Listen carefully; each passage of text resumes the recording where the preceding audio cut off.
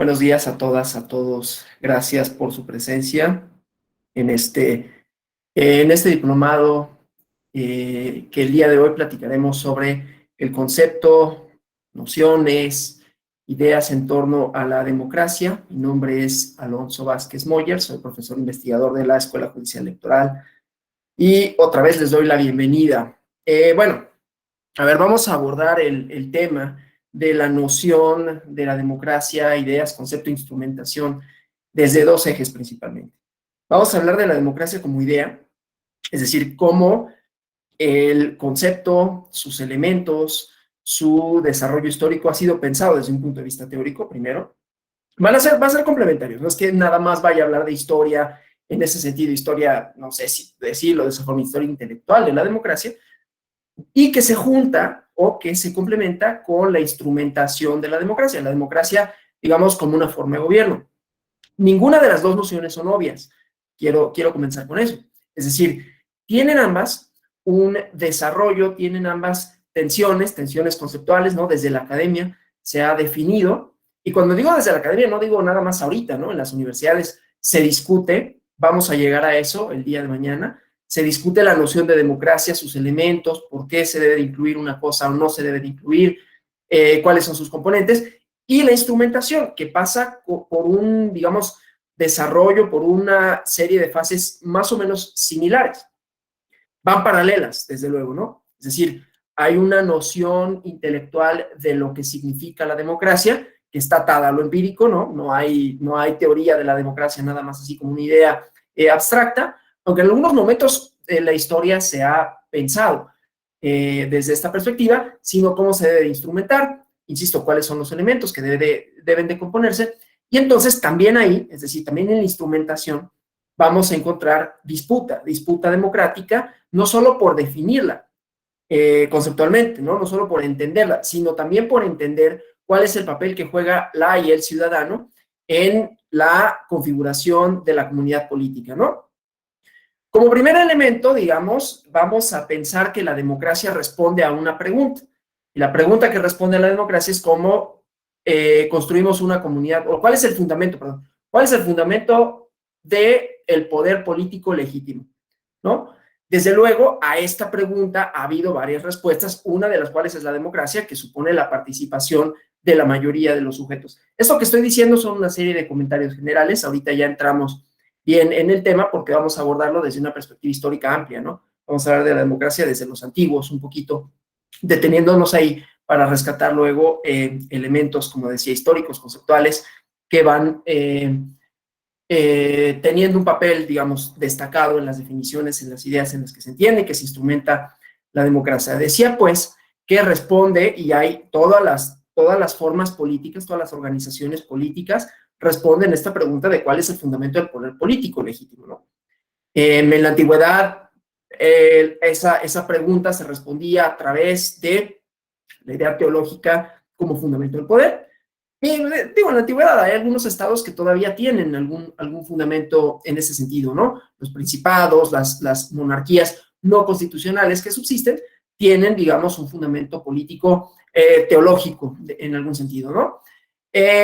Y posteriormente encontramos otro tipo de fundamentos, ahí conviene leer, voy a referirme a Maquiavelo en sus dos obras principales, pero ahí conviene leer a Maquiavelo en El Príncipe, cuando trata de responder justamente esa pregunta. ¿Cómo han llegado al gobierno distintos príncipes, ¿no? Y cómo han establecido, cómo han fundamentado el poder, mediante qué acciones, y cómo lo han convertido en un poder no solo legítimo en el sentido de entender que la ciudadanía lo entienda como el acuerdo político para entender el ejercicio del poder, para entender a las autoridades, para entender a la comunidad, y su mantenimiento, ¿no? Y ahí vamos a encontrar diversos teóricos de valga la redundancia, de la teoría política, que tratan de dar un fundamento justamente al poder político, uno de los cuales es la democracia, decía, ¿no? Entonces voy a compartir aquí una presentación que sobre todo es una guía para este tipo de... Ay, no más. Okay. Entonces, esto, ¿no? Decía pues, déjenme avanzar aquí, que la democracia es tanto una idea un concepto, pues, como una forma de ejercer el poder, ¿no? Y que cuando hablamos de la democracia en sentido amplio, pues tendremos que referirnos a sus antecedentes históricos más lejanos, digamos, ¿no? Y entonces el primer, o la noción más antigua de democracia, el fundamento de la democracia occidental, como lo saben, lo encontramos en Atenas. Pero Atenas fue un estado, una ciudad-estado que tuvo un desarrollo previo a la democracia, ¿no? No es sino hasta la constitución de Solón, después de la guerra del Peloponeso, que ya encontramos en la Constitución de Atenas, que tiene varios cambios, los estudia Aristóteles en la política, ¿no? Son más o menos 11 cambios los que él va identificando, y los cuales tienen un componente institucional. La democracia, en ese sentido, entonces, es consustancial a la existencia de instituciones. Y bueno, casi cualquier institución política, digamos, compleja, ¿no? Pero bueno, entonces la Constitución de Atenas, que gira en torno a un principio que se le llama isonomía, ¿no? Que es sinónimo de la democracia, que supone igualdad ante la ley. Aquí voy a ir haciendo muchos matices, ¿no? No pensemos que la igualdad ante la ley tampoco, como la democracia misma, como la noción de ciudadanía que va atada a la democracia, como la noción de instituciones, contienen a todo lo que hoy entendemos por cada uno de ellos. Y que lo que hoy contienen, incluyendo la noción de democracia, a eso vamos a llegar, no agota a la democracia, ¿no? Vamos a entrar en un debate, bueno, me parece interesante, de los conceptos, las definiciones de democracia que se dan actualmente y que suscitan conflicto y que estamos en medio de esos conflictos, no solo en México, en todo el mundo. Se está reconfigurando esa parte, se reconfigura y se cuestiona el papel de ciertos actores políticos, de ciertos instrumentos, ¿no? De ahí que se retomen algunos otros, y digo se retoman porque los instrumentos de participación directa no son propiamente, aunque tienen sus formas contemporáneas, tampoco son tan novedosos, digamos, ¿no? Pero en coyunturas específicas, en momentos específicos, tratan de resolver eso que voy a comentar mucho y que voy a hacer mucho hincapié, que es el conflicto democrático. Decía, pues, que en el caso de Atenas, cuando hablo de isonomía, igualdad ante la ley, pues hay que irle poniendo matices o asteriscos o pies de página, ¿no? Libro segundo de la política de Aristóteles. Hay hombres que por su propia naturaleza son libres y hay hombres que por su propia naturaleza son esclavos. Ahí tenemos una noción de libertad y de igualdad que no comulga con nuestra idea de libertad y de igualdad, desde luego, ¿no? En el entendido que, vamos a verlo también, el desarrollo ha supuesto una serie de supuestos, y lo voy a poner así, supuestos universales, ¿no? Nunca son universales como tal. Y eso es lo interesante de platicar estas cosas, ¿no? Bueno, entonces decía, esta idea de igualdad ante la ley, que habrá que ponerle sus matices, había esclavitud, y de hecho, buena parte del desarrollo intelectual, artístico de Atenas se debía pues a que había quienes no tenían una preocupación muy importante por trabajar, ¿no? Porque había los esclavos que hacían otro tipo de cosas y entonces pues les daba tiempo como de pensar y de hacer, ¿no? De llevar una vida como más contemplativa, digamos, ¿no? No es desde luego esto un manifiesto en favor de nada, simple y sencillamente digo, bueno, y lo vamos a ver con Inglaterra y lo vamos a ver con Francia, ¿no? Con todo el colonialismo, que tienen de suyo una idea supuesta de libertad, que van proclamando, ¿no? Que van teorizando, pero que no obstante su dominio político está fundado en instituciones no democráticas como la esclavitud, ¿sí? Bueno, entonces, esos son los matices que siempre hay que ponerle cuando hablamos de este tipo de cosas. Claro, la idea de democracia prescinde de esto, ¿no? Cuando decimos libertad, igualdad ante la ley, pensamos que es para todas y todos. Pues resulta que en Atenas no solo eran los hombres libres, sino que eran los hombres, digamos, ¿no? O sea, ahí otra vez recortando esta idea de igualdad, entonces igualdad de derechos y de deberes. No obstante, la idea no sirve. La idea nos sirve para pensar que había una serie de instituciones, una serie de nociones a partir de las cuales se definían a los ciudadanos, o no únicamente, ¿no? Pero bueno, eran pues quienes tenían el derecho legítimo de participar en la construcción del acuerdo político, de la comunidad política, ¿no? Y ahorita vamos a ver cuáles son estos elementos, ¿no? A partir de los cuales se construyó y se construía, ¿no? Entonces decía, la Constitución de Solón es la que comienza la democracia, ¿no? Y es aquí donde vamos a encontrar, perdón, estoy aquí es aquí donde vamos a encontrar reformas, ¿no? Una constitución ateniense, donde hay división de poderes, donde hay participación ciudadana, ¿no? Donde además vamos a encontrar cuál es el papel del ciudadano, sí, de la ciudadanía, iba a decir de la ciudadanía, pero no lo puedo decir de manera tan contundente, porque en realidad estaba recortado solo algunas personas, ¿no? Pero decía, había instituciones políticas, ¿no? En esta democracia ateniense que se fueron configurando, que fueron evolucionando paralelamente a que se formaba esta constitución democrática, ¿no? Y había distintas instituciones, ¿no? Consejos, el Consejo de Areópago, ¿no? Que es una institución en la que forman parte algunas personas, ¿no? Con cargos vitalicios, una especie de magistratura, se llamaban arcontes, ¿no? Que eran entre senadores, entre representantes, ¿no? Y encontramos ahí la palabra, o bueno, la voy a traer a cuenta, la palabra conflicto, ¿no? Porque eran etapas aristocráticas y oligárquicas, ¿no? Entonces, estas personas tenían atribuciones destacadas en el gobierno de Atenas, pero conforme la constitución se democratizaba, sus atribuciones fueron pasando a otras instituciones, a otros consejos, a tribunales, al Consejo de los 500, ¿no?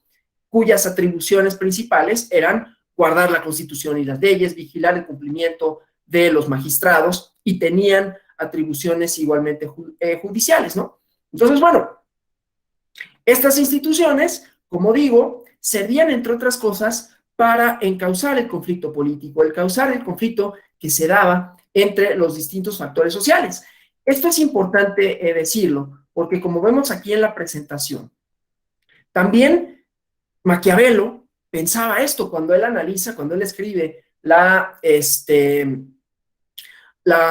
los discursos de la primera década de Tito Livio. Él habla de las instituciones romanas que tenían una función, ahorita voy a llegar a ello, pero voy adelantándome, ¿no? Tenían una función que era justamente el equilibrar las diferencias entre quienes tenían y quienes no tenían, ¿sí? En una idea muy innovadora, en realidad. Uno lee el discurso de la primera década de Tito Livio, los discursos sobre la primera década de Tito Livio, y estamos leyendo a un Maquiavelo, no digo diferente, porque son complementarios a lo que se lee en El Príncipe, pero un Maquiavelo que ha pasado como muy olvidado, ¿no?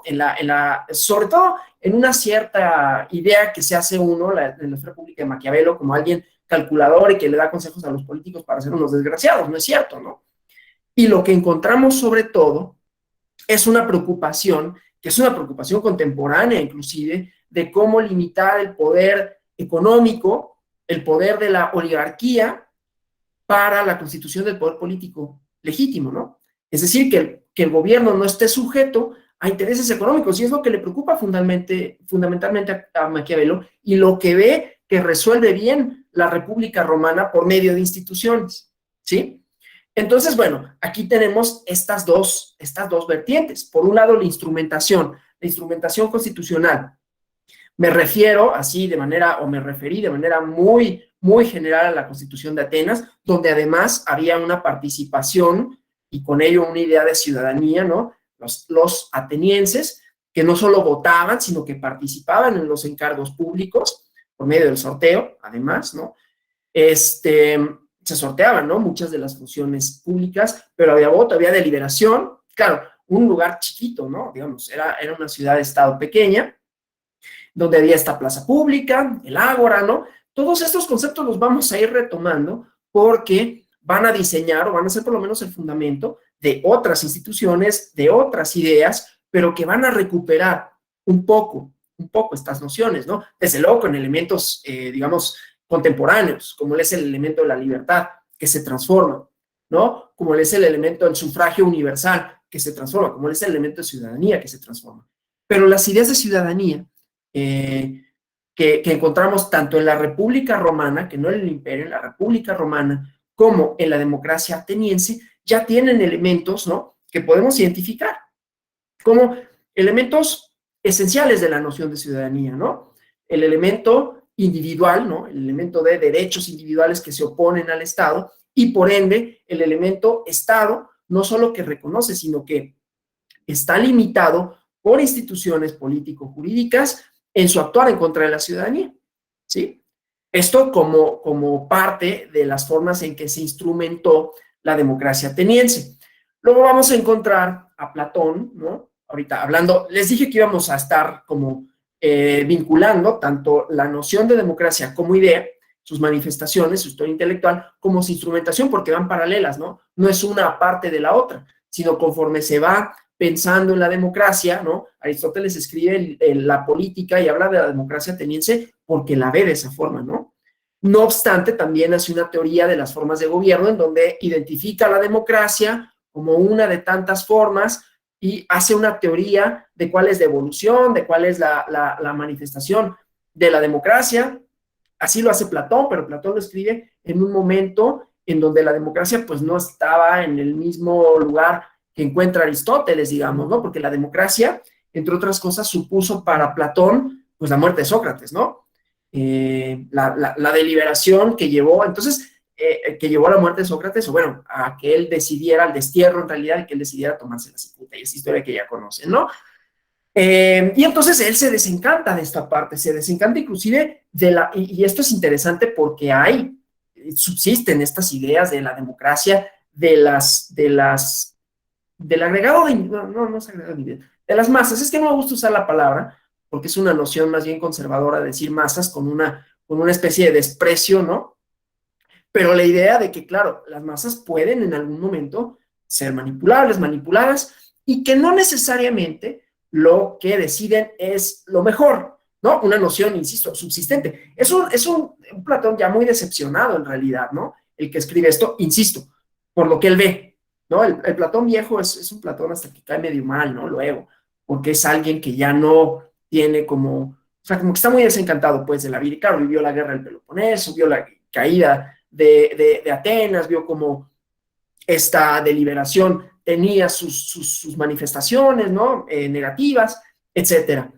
Pero bueno, el chiste es que cuando Platón piensa en las formas de gobierno, con esta idea, obviamente, que les comentaba de cómo establecer un gobierno legítimo, él está pensando, ¿no? Que en la historia de las formas de gobierno, ¿sí? Cuando escribe la República, el político, las leyes, él solo piensa que hay una posibilidad ideal, un fin para realizar la justicia, ¿no? Que se entiende como la atribución a cada cual de la tarea que le compete de acuerdo con sus aptitudes. No es una idea democrática en el ideal platónico, ¿no? Cuando describe y escribe la República, ¿no? Es una composición armónica que se ordena entre clases de hombres, se prescinde de la libertad, desde luego, pero son los gobernantes filósofos, ¿no? Esta idea de los gobiernos de los filósofos, los guerreros, que son trabajos productivos, ¿no? Y entonces este Estado, aunque no ha existido en ningún otro lugar, y así lo reconoce Platón, es el Estado que él piensa como el ideal, ¿no? O sea, en la teoría, y vamos a encontrar que el lugar de la democracia no es un lugar muy, muy bueno, necesariamente, bueno, no necesariamente, es un lugar en realidad malo, porque por un lado está la República, pero luego están los estados reales, ¿no? Y que son todos, aunque en diferente grado, para Platón, corruptos, ¿no?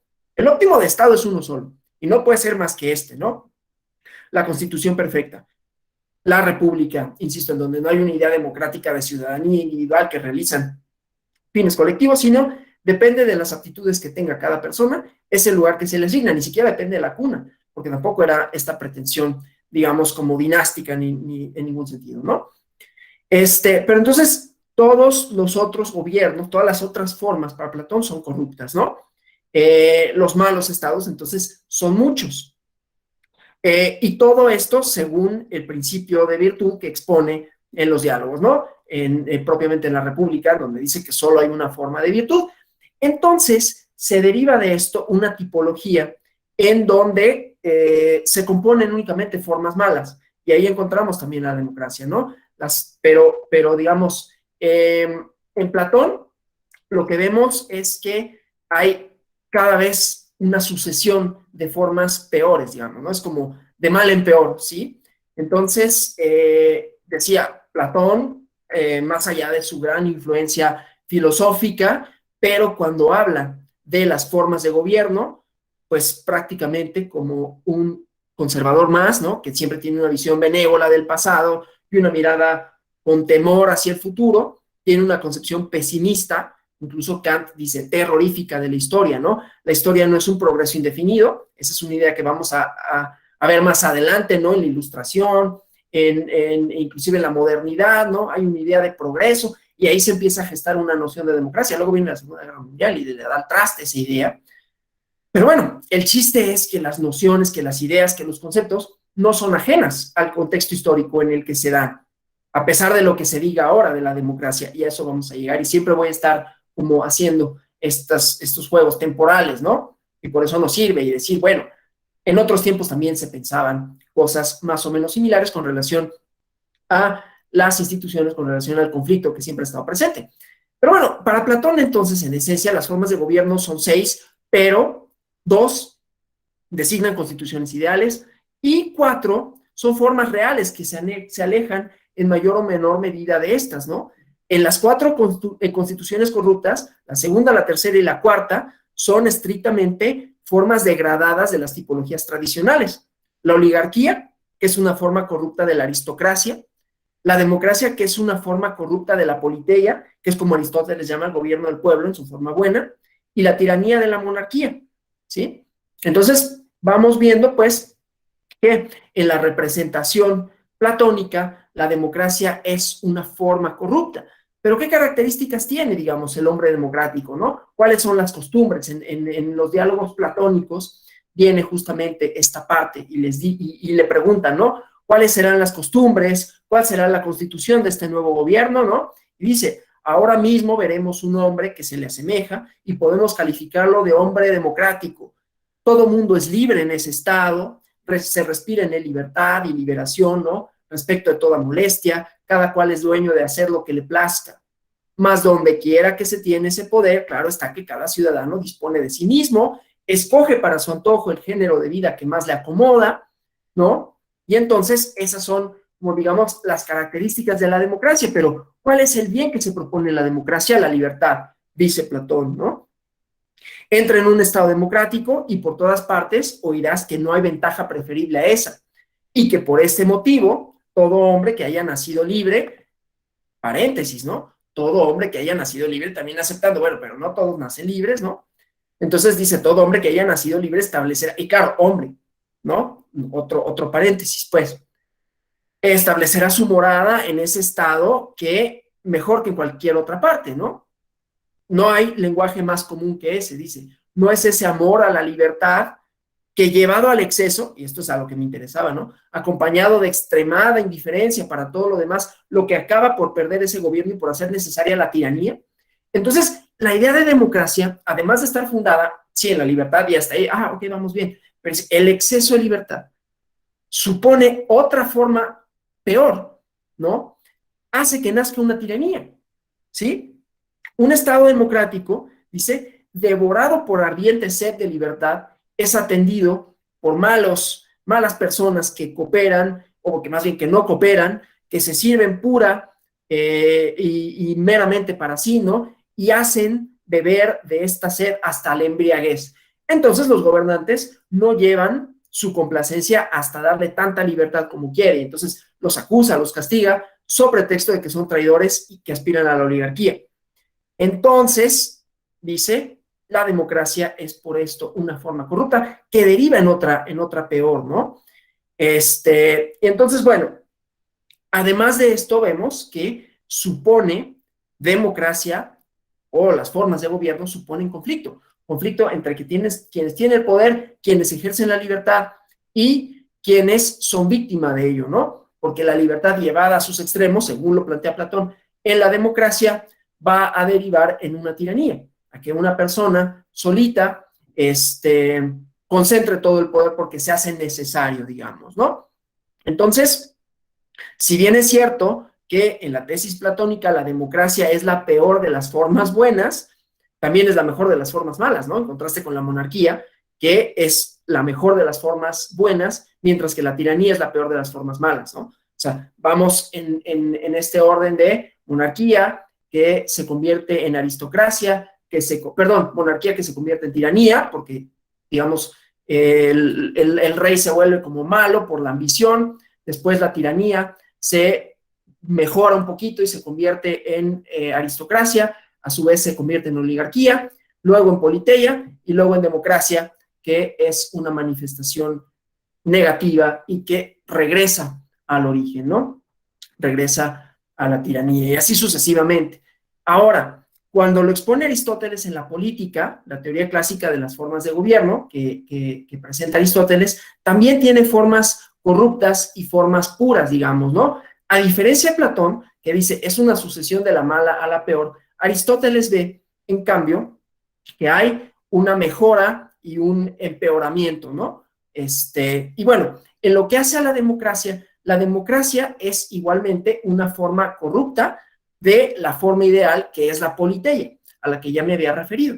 Y la politeia no es otra cosa que la manifestación de la democracia ateniense, las instituciones de la democracia ateniense, ¿sí? En donde hay una cierta responsabilidad en el ejercicio de los cargos públicos, en donde hay constituciones, ¿no? En donde hay división de poderes, pero no nada más eso, no agota eso la democracia, ni para Aristóteles ni para la democracia como se instrumenta. Disculpe, maestro. En la Grecia antigua. Sí. Una pregunta, exacto. Seguimos viendo la diapositiva 2. Así debe Sí, ser. sí, vamos bien, vamos bien. Ok, gracias. Ahorita voy a hablar de Atenas, pero primero estoy nada más como dando las características estas que digo de la teoría de Platón, porque como ve, estamos en Aristóteles y Platón, vamos a pasar a Maquiavelo y luego ya vemos algunas características de la democracia ateniense, nos vamos a volver a detener en Maquiavelo y luego vamos a una serie de conflictos jurídico-políticos que han, digamos, de alguna forma sido el fundamento o se han convertido en el fundamento para instituciones democráticas y debates democráticos, ¿no? Entonces, seguimos en esa diapositiva por esa razón, ¿no? Entonces, bueno, la mayor novedad de la terminología aristotélica es esta de la politeia, ¿no? Y la politeia supone, y lo va a recuperar Maquiavelo, una síntesis entre los intereses contrapuestos. Una idea en donde la clase aristocrática que existe y que reconoce que existe, está en conflicto con la clase que no es aristocrática. Bueno, es una obviedad, pero con la ciudadanía que no pertenece a la aristocracia y que no tendría en principio el acceso, el mismo poder, digamos, ¿no? El acceso a la representación, a las instituciones. No lo pensemos en términos modernos, ¿no? Porque representación e instituciones contemporáneamente significan otra cosa, pero sí pensémoslo en términos de conflicto político. Y entonces Aristóteles encuentra en la politeia el justo medio, ¿no? En donde se sintetiza justamente ese conflicto, se reconoce que existe, pero que las instituciones le dan cauce, ¿sí? Y la democracia es una forma corrupta, ¿no? Pero que sigue siendo también una manera de resolver ese conflicto, ¿sí? Bueno, eso con relación a estos dos autores clásicos, de manera muy general, pero lo que me interesa sobre todo es esta idea de resolución de conflicto y de conflicto inherente a posiciones de clase. Algo que además va a estar también presente en Marx, desde luego, pero que está presente en Maquiavelo. Maquiavelo, que es más conocido por El Príncipe, ¿no? Y que es más conocido por una serie de frases y de lugares comunes que se deben de tomar con mucha reserva, ¿no? A la hora de pensar en algo maquiavélico, como si hubiera sido maquinado para hacer algo malo, ¿no? Y salir impune. Esa no es la idea de Maquiavelo ni en El Príncipe, ni mucho menos en los discursos de la primera década de Tito Livio, donde, como decía, analiza las instituciones de la República de Roma. Y ahí ve que hay justamente una forma de encauzar el conflicto inherente a las sociedades. Entonces, como un elemento que vamos a encontrar común a todas las nociones de democracia, no sé si todo como idea, pero vamos a plantear lo que es necesario que se plantee como idea, la idea de conflicto en la democracia, aunque veremos en el desarrollo histórico, eso se ha tomado con muchas reservas y de hecho buena parte de la idea democrática contemporánea, por alguna razón extraña que yo nunca he comprendido, trata no solo de prescindir, sino de pensar que el conflicto es malo, ¿no? Y que el conflicto no debería de existir. Tiene su desarrollo histórico, lo vamos a ver, ¿no? Y tiene que ver con cómo se ganó la Guerra Fría y quién la ganó y por qué. En fin. Pero entonces, como elemento central, tendremos que entender, o me parece que sería importante entender, que desde su propia definición, desde su propia instrumentación clásica, se reconoce por parte de estos autores la existencia de conflicto irresoluble además, ¿no? Porque los intereses de la aristocracia, ¿no? Ya no pensemos nada más en la aristocracia como una forma de gobierno, pensémoslo como un factor de poder. Y los intereses están contrapuestos por la posición que ocupan a los intereses ciudadanos. Eso lo ve Aristóteles y lo ve Maquiavelo, ¿sí? Y para Maquiavelo, lo importante, lo que logra la República Romana mediante distintas instituciones que va diciendo cuáles son, ¿no? Y en qué consisten y cuándo se llevaron a cabo. Es el estudio histórico parecido a lo que hace en El Príncipe, ¿no?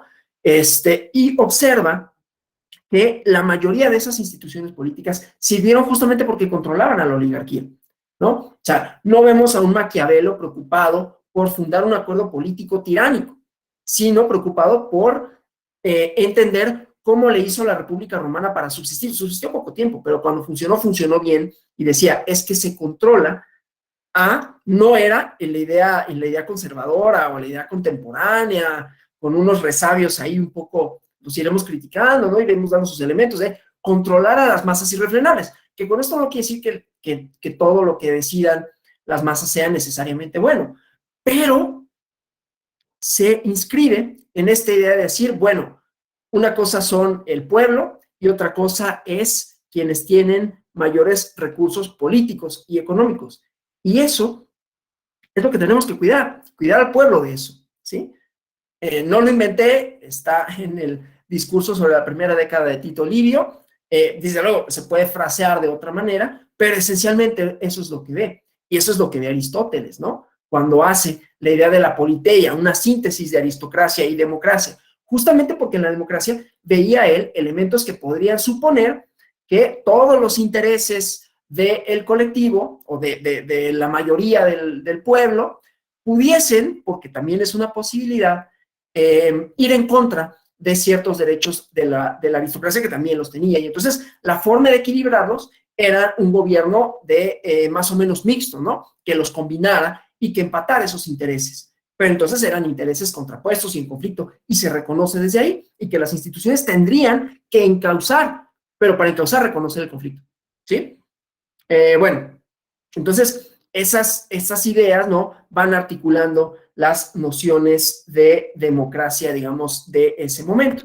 Vamos a avanzar un poquito ahora sí aquí. Entonces decía, en la democracia ateniense, ¿no? Recordemos, Atenas, una ciudad pequeñita que estuvo envuelta en estas guerras del Peloponeso, que luego vino Pericles, vinieron una serie de reformas, luego vino Solón, y entonces esta serie de principios a los que me había referido, ¿no? Pero que centralmente, como elementos, vamos a encontrar a la ciudadanía, un concepto de ciudadanía que participa, que delibera, concepto cerrado de ciudadanía, otra vez, lo repito por si hiciera falta, ¿no? No es una ciudadanía como la entendemos ahora, aunque sigue estando en controversia quiénes son y quiénes no son y por qué deben de serlo. Veremos algunos ejemplos de esto. Pero bueno, el chiste es una noción de ciudadanía en torno a personas que forman parte de la comunidad política, y cuando forman parte de la comunidad política, deliberan, pero además son también miembros activos de esa comunidad, desempeñan cargos por insaculación, por sorteo, ¿no?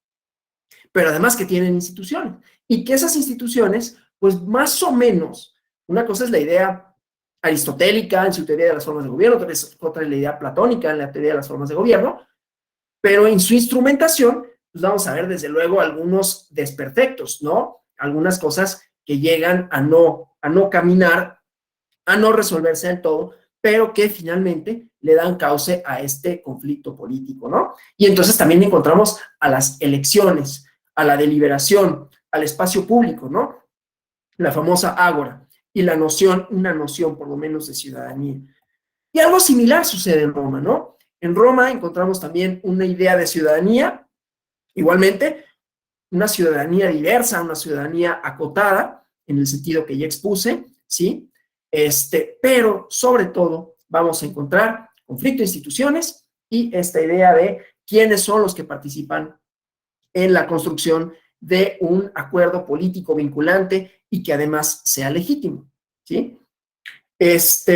Bueno, entonces, como decía, como elemento central vamos a encontrar a el fundamento del poder político, a la ciudadanía, al conflicto, y empieza posteriormente, digamos, históricamente, empieza a cuestionarse la idea de la inclusión, quienes deben de formar parte de esta noción de ciudadanía, que como decía, tanto en la República Romana como en la democracia ateniense, son nociones restringidas de ciudadanía, ¿no? Y entonces vamos a avanzar aquí, insisto, poniendo el acento en la democracia y en el conflicto, ¿sí? Antes de entrar a esta parte de la Revolución Francesa, de la Declaración de los Derechos del Hombre, ¿no? Vamos a pensar en formas no democráticas, sino en formas de tratar de entender la noción de los acuerdos jurídico-políticos vinculantes.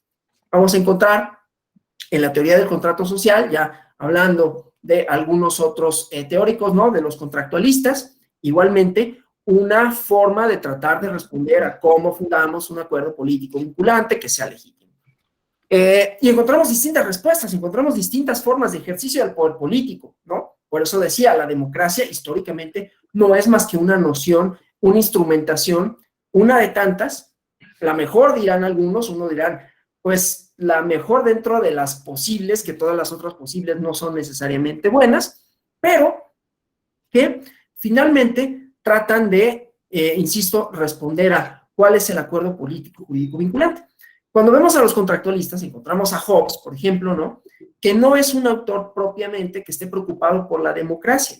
Él está preocupado, sí, por decir, el fundamento del poder político sí es la libertad, pero la libertad, como se entiende, ya habíamos visto que es un elemento que Platón pone en el centro de la democracia, pero Hobbes, no necesariamente haciendo eco de Platón, aunque sí discutiendo con Aristóteles la idea de la cooperación, ahorita lo vemos, él establece que la libertad es esencialmente lo que lleva a la perdición, como Platón, aunque no necesariamente haciendo eco de él. ¿Qué proponía Aristóteles, en cambio? La propuesta aristotélica de tanto de democracia, politeia y hombre político, ¿no? Lo que entendemos actualmente por hombre político, son personas que por su propia naturaleza, digamos, los seres humanos por nuestra propia naturaleza, tendemos a asociarnos, a formar comunidades y comunidades políticas para resolver distinto tipo de conflictos. En cambio, y esto sí lo dice textualmente Hobbes en el contrato, perdón, en el Leviatán, dice, a diferencia de lo que sostiene Aristóteles, las personas no somos animales como las abejas, ¿no? Que cooperan por naturaleza, sino por el contrario, buscamos satisfacer benefactores individuales. En esa satisfacción de benefactores individuales, en esta búsqueda de lo poco, de los privilegios, pues va a haber conflicto, va a haber, y ese es el fundamento de la idea de la guerra de todos contra todos. Todos vamos a querer esas pocas cosas que no hay en suficiencia para que alcancen a todas las personas, de manera tal que cada uno va a obtener o va a buscar las distinciones, ¿no? Y esas distinciones, al no alcanzar a todo mundo, fundamento de una idea económica, política, utilitaria, que también veremos, y vamos a retomar a Hobbes para eso, por eso me detengo en él, aunque propiamente no habla de democracia, aunque sí de libertad, y de cómo frenarla, digamos, un debate muy en boga, sobre todo en la teoría de la elección racional. Entonces, por eso lo traigo a colación. Dice, y entonces es ese ejercicio de la libertad lo que lleva a la disgregación, lo que lleva a que no haya un Estado y con ello, pues que lleguen otros y nos conquisten. Bueno, conquisten a ese pueblo. Por lo tanto, ¿qué se tiene que hacer? Renunciar como acto de libertad, renunciar a la posibilidad, porque además el elemento para poderme allegar de esos privilegios, de esas cosas que son para pocas personas, que no están en manos de todos, que no están equitativamente repartidas y repartidos, ¿no? Haremos uso de nuestros atributos naturales, que puede ser la inteligencia, puede ser la fuerza, ¿no? Y entonces se van a imponer las personas, pero claro, siempre va a haber alguien más fuerte, va a llegar alguien más fuerte, ¿no? O va a llegar alguien más listo. Y entonces, continuamente vamos a estar en este conflicto irresoluble. Y entonces se funda un Estado en donde los individuos, las personas, renuncian a su libertad de hacer lo que quieran en aras de constituir un ente monolítico, un ente fuerte, que le denomina Leviatán, ¿no? Que puede disponer de la vida de las personas, que puede hacer uso de la fuerza pero que ese uso de la fuerza, que en realidad él dice el uso de la espada, ¿no? Te puede matar, pues, está legitimado por el fundamento del contrato social, que es justamente buscar un acuerdo político vinculante, duradero, estable, y que entonces permita que las personas puedan estar en paz entre ellas y pues dedicarse a algunas otras actividades. Claro, no es una casualidad, ¿no? Que lo haya escrito cuando lo escribió, en un momento histórico, ¿no? Donde observamos, ¿no? Inestabilidad política en Inglaterra, con Oliverio Cromwell, etcétera, y él pues trata de justificar un poco la idea de la monarquía absoluta, ¿no? Y de por qué. Pero claro, no una monarquía absoluta de una base teológica, sino una monarquía absoluta, aunque esto siempre de absoluto, siempre lo pongo entre comillas, porque nunca hubo, ni ha habido, ni habrá monarcas absolutos, otro tema, pero bueno, en donde en un cierto momento, en un cierto territorio, bastante acotado por cierto, habrá un poder supremo, un poder soberano que se imponga a la voluntad de los individuos, aunque nazca de este. Después vamos a encontrar a otro teórico, el romántico, pero también desencantado de la modernidad, una modernidad todavía no como la conocemos, pero una modernidad ya en ciernes, ¿no? Que es Rousseau. Y él dice, no, todo lo contrario, el contrato social es un remedio para un mal. Y el mal es la comunidad política, porque el hombre en el estado de naturaleza, en el estado de naturaleza jovesiano, es guerra. En el estado de naturaleza rusoniano, es al revés, ¿no? Estás a todo dar, ¿no? Estás en el campo, eres libre, haces lo que quieres. Hay una romantización de esta parte, ¿no?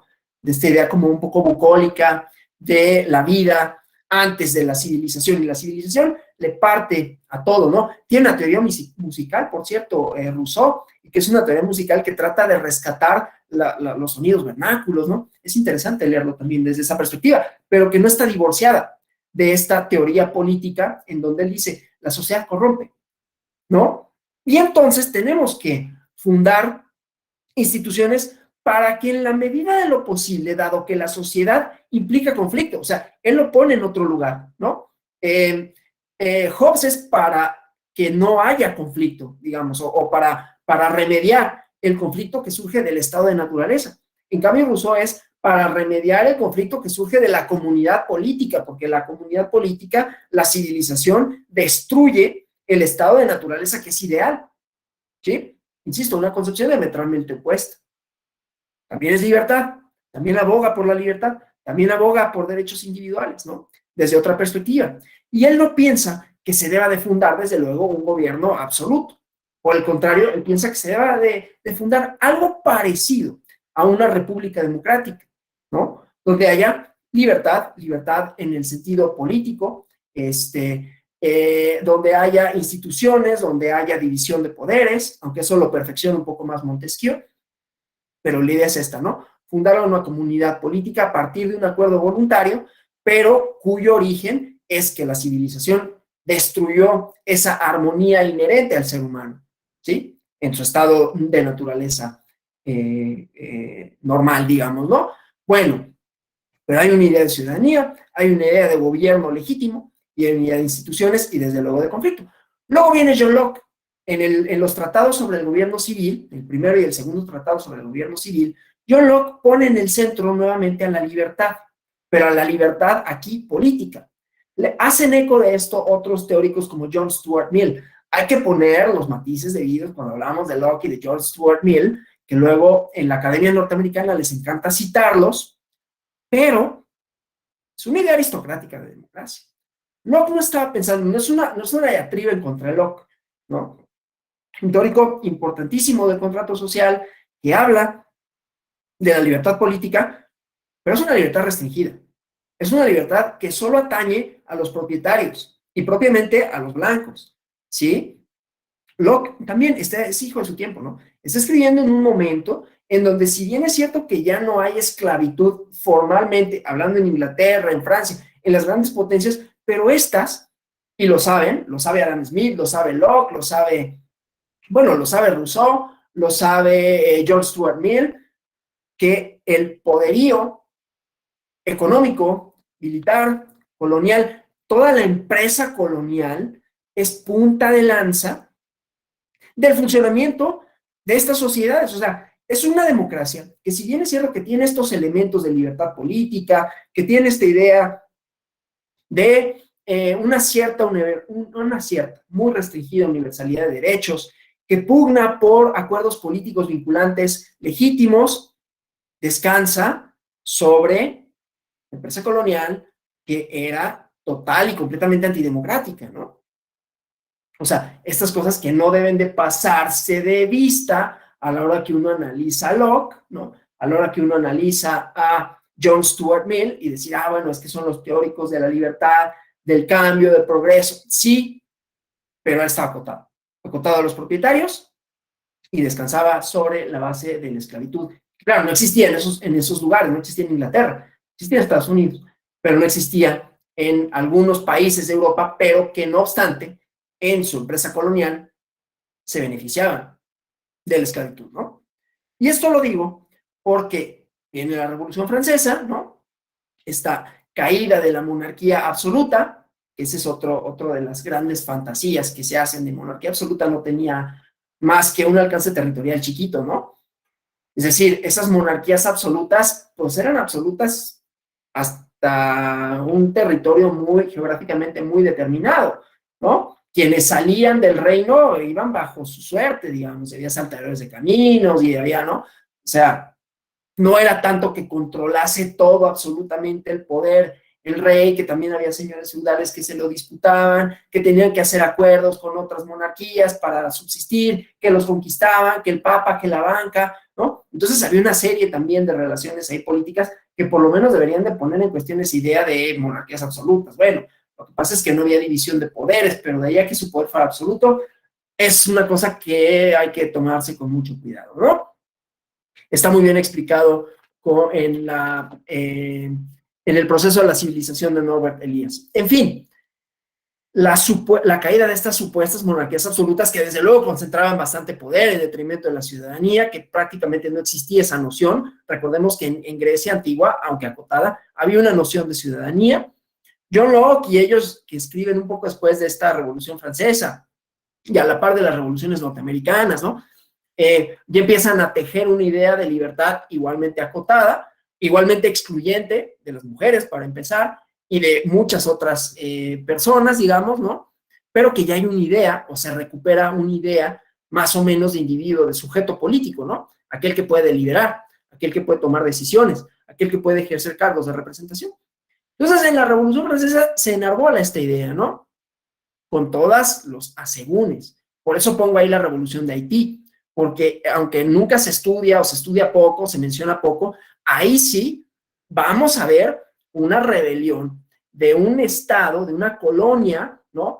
Que el fundamento de ser era la esclavitud y que hay un movimiento social, ¿sí? Una revuelta jurídico-política y desde luego, bueno, social, que después se transforma en instituciones jurídico-políticas, que ahí sí, de todas las formas posibles, cambian las formas políticas, ¿no? No que la Revolución Francesa no. Sí, lo que pasa es que la Revolución Francesa tuvo sus tropiezos, ¿no? Vino Robespierre y luego vino el Imperio Napoleónico, ¿no? Con todo lo bueno y todo lo malo que significó Napoleón, la codificación, etcétera. Pero, entonces, aunque había esta idea de ciudadanía, no se instrumentó de la misma forma en que sí se instrumentó en Haití. Lo que pasa es que Haití, pues, no tiene el prestigio que tiene Francia, pero es interesante estudiar. Les recomiendo un libro, les voy a poner aquí en el chat el nombre del libro, que se llama Hegel, Haití y la historia universal. Después respondemos las preguntas. Ahorita que termine esta primera parte, que ya está a punto de culminar, vamos a las preguntas relativas a lo que nos pregunta Roberto Russo. Enseguida las respondemos, o trataré de hacerlo.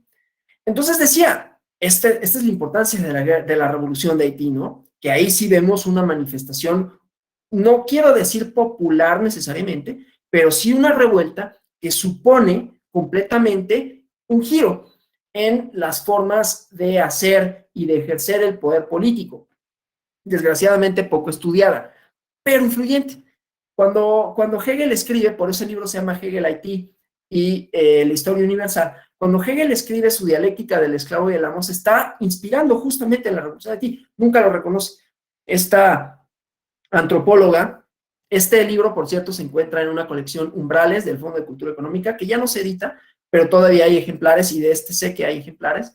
Es una historiadora y antropóloga política quien lo escribe, y dice, basada en testimonios, basada en los periódicos que sabe que leía Hegel, ¿no? Que sabía de la Revolución de Haití, y que lo retoma para su planteamiento de la dialéctica entendida como conflicto, y que el conflicto genera cambio, y que ese cambio supone, que luego va a inspirar a Marx, ¿no? Supone la transformación social. Bueno, y luego viene la guerra civil en los Estados Unidos, que también de alguna forma reformula las ideas en torno a la libertad política, ¿no? Siempre con los debidos matices, ¿no? Pero viene la abolición de la esclavitud, y digo con los debidos matices porque subsisten o han subsistido estructuras de significado que también se manifiestan en formas jurídicas y políticas de exclusión. Por eso la democracia es una idea inacabada, imperfecta y en constante replanteamiento, reformulación. Vamos a llegar a ello. Pero entonces en la guerra civil de los Estados Unidos, pues viene esta reformulación nuevamente de la idea de esclavitud. No es el primer país. México prohíbe la esclavitud mucho antes que los Estados Unidos, ¿no? Pero bueno, aquí sí surgen, y ya desde antes de la guerra civil, digamos, desde la independencia de los Estados Unidos, la idea de los Madison Papers, ¿no? El federalista, la idea de la división de poderes, ¿no? Como elementos, y la libertad como centro, pero otra vez, una libertad acotada, ¿no? Ya cuando viene la guerra civil, esa libertad más o menos se amplía, pero más menos que más, sinceramente, ¿no? No es una libertad absoluta para todas y todos. Desde luego no para todas, ni para ninguna, pero tampoco para todos, porque subsisten, insisto, prácticas, formas de exclusión. Pero entonces ya tenemos otro elemento que ya había mencionado cuando hablaba de Atenas y de Roma, que son las instituciones. Pero aquí ya vamos a ver una configuración más bien moderna de las instituciones, ¿no? Ya no solo ideas en torno al fundamento del poder político, sino que ese fundamento del poder político, que es la voluntad ciudadana, o más o menos, deriva en instituciones, y que precisa de instituciones, necesita de instituciones para encauzar ese conflicto. Pero el conflicto, aunque en Estados Unidos no está muy presente la noción, pero el conflicto está ahí, y por eso pongo en el centro a la Revolución de Haití. Vamos a las preguntas que nos formulaba el compañero Roberto Ruz. ¿Se podría hacer? No, lo que pasa es que, ¿sabe cuál es el problema de las diapositivas? Que yo estoy brincándome de pantallas, aunque procuro tener mis apuntes aquí, pero también tengo un apunte en la computadora. Entonces, hacer grande la pantalla para mí implica que no puedo estar alternando pantallas, por lo tanto me disculpo por eso. Ahora, involucrar más el sorteo en la democracia mexicana. A ver, son instituciones, digamos, sí, Susan Brock-Morse, justamente esa es la autora, Marco Cruz. Gracias. Son instituciones que funcionaron más o menos bien en su momento. El sorteo, a ver, esta es una posición mía, podría servir en algunos casos, pero las cosas con el sorteo es que pueden significar que sus resultados afecten a la representación. Una de las ideas fundamentales a la que vamos a llegar de la democracia moderna es que la representación tiene que dar cuenta de la pluralidad social, y la pluralidad social no necesariamente se resuelve con el sorteo. Son conflictos irresolubles, ¿no? Lo que pasa es que podríamos pensar que eso es más democrático en tanto que se rompe lo que Robert Miches llamó como la ley de hierro de los partidos políticos, ¿no? Que en lo interno, a la hora de seleccionar candidaturas, pues siempre hay como una élite que termina siendo la que ejerce el poder y la que designa los cargos y la que ocupa los cargos, ¿no? No obstante ello, vamos a ver ahí el papel de instituciones como el Tribunal Electoral del Poder Judicial de la Federación para tratar de romper esas estructuras, digamos, de no representar, bueno, que dificultan la representación. De tal manera, pues, que el sorteo podría ser una forma legítima de elección, no obstante, en una sociedad compleja, pluricompuesta, yo creo que no resuelve el problema. Y el problema, o uno de los problemas más importantes, es que todos los sectores estén debidamente representados. Y eso siempre va a ser y va a suscitar conflictos, ¿no? Que, insisto, son irresolubles, de manera tal que cuando entendamos democracia no pensemos que vamos a tener ausencia de conflicto.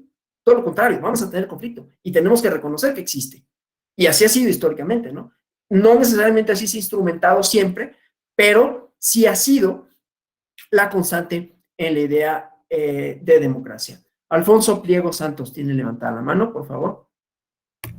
Gracias. Bueno, son varias preguntas, pero para sintetizar. La primera, supongo que entonces el artículo de Carla Rodríguez que nos habían dejado como lectura no se aborda.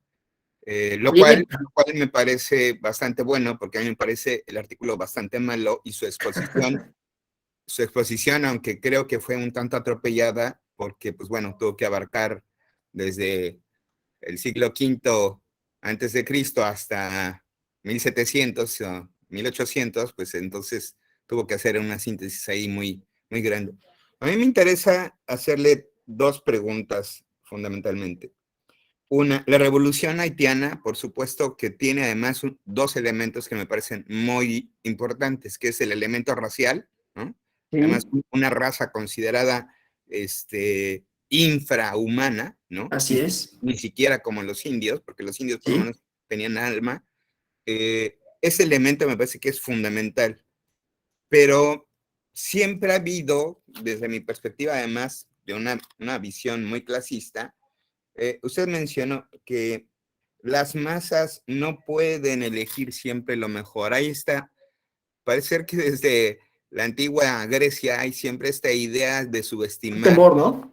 Este temor, esta fobia por la capacidad de pensar de la masa.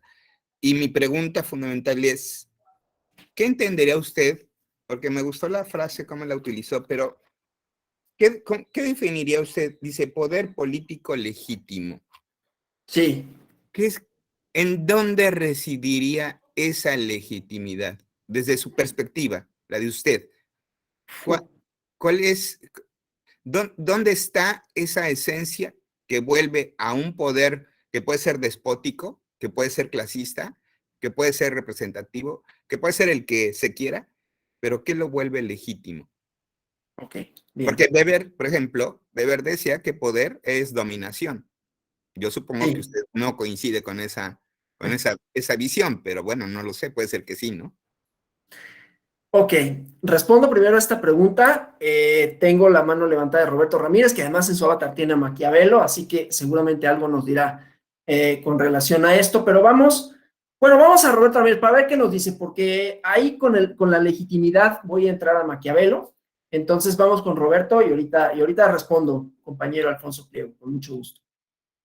Roberto, adelante, por favor. Buenos días. Sí, bueno, del avatar de Maquiavelo tienes, después habrá tiempo de comentarlo.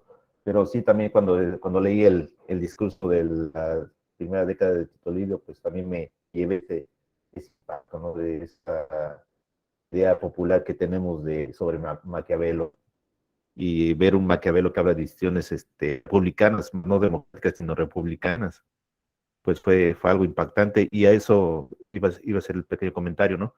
De que a veces tendemos a idealizar la antigua democracia ateniense y no nos damos cuenta que fue en un contexto pues, ya distinto, ¿no? En aquella época Atenas pues era una ciudad, sí era una polis, pero no era esas ciudades como populosas como lo conocemos actualmente, sino que va todo conforme el tiempo, ¿no? Y se va adaptando. De hecho, no sé si, bueno, en esa cuestión, yo recuerdo que el maestro John Kane decía que inclusive los padres fundadores de Estados Unidos, pues, no hablaban de democracia, ¿no? En independencia, sino de un modelo republicano, por lo mismo. Y pues también en cuestión de la revolución de Haití, pues tampoco hay que olvidar que Haití en aquella época era la colonia más rica de Francia, a tal grado que Napoleón Bonaparte la importancia no es menor, claro. Prefirió deshacerse de la Luisiana que de Haití para allegarse de eso. Y que había también, eso lo menciona Germán Arciniegas en su biografía del Caribe, menciona que no me acuerdo quién fue, no fue Toussaint Louverture, sino no me acuerdo si Camille Desmoulins, no me acuerdo quién de ellos, que decían, era el peor de todos, en su situación era peor porque era esclavo de un esclavo. Hasta ese grado llegaba la riqueza que había en Haití en aquella época. Y Haití pues fue el motor generador de las revoluciones de independencia en Latinoamérica. En Latinoamérica, exactamente. Bolívar, Sucre, no recuerdo si San Martín también estaba ahí, recibieron apoyos de ahí de Haití. Entonces, en este caso, pues sí sería un comentario, ¿no? De que a veces tendemos a idealizar instituciones que sí funcionaron en su momento, pero como usted bien decía, pues actualmente no, ya tenemos otro contexto. Pero sería, bueno, pues este tipo de democracia puede llegar a tener un choque con la democracia representativa. Perdón, eso último no lo escuché, se cortó un Sí, de poquito que este el tipo audio. de idealización de la democracia directa puede tener un choque con la democracia representativa. Desde luego, vamos a llegar a eso. Justamente, a ver, me voy a adelantar poquito.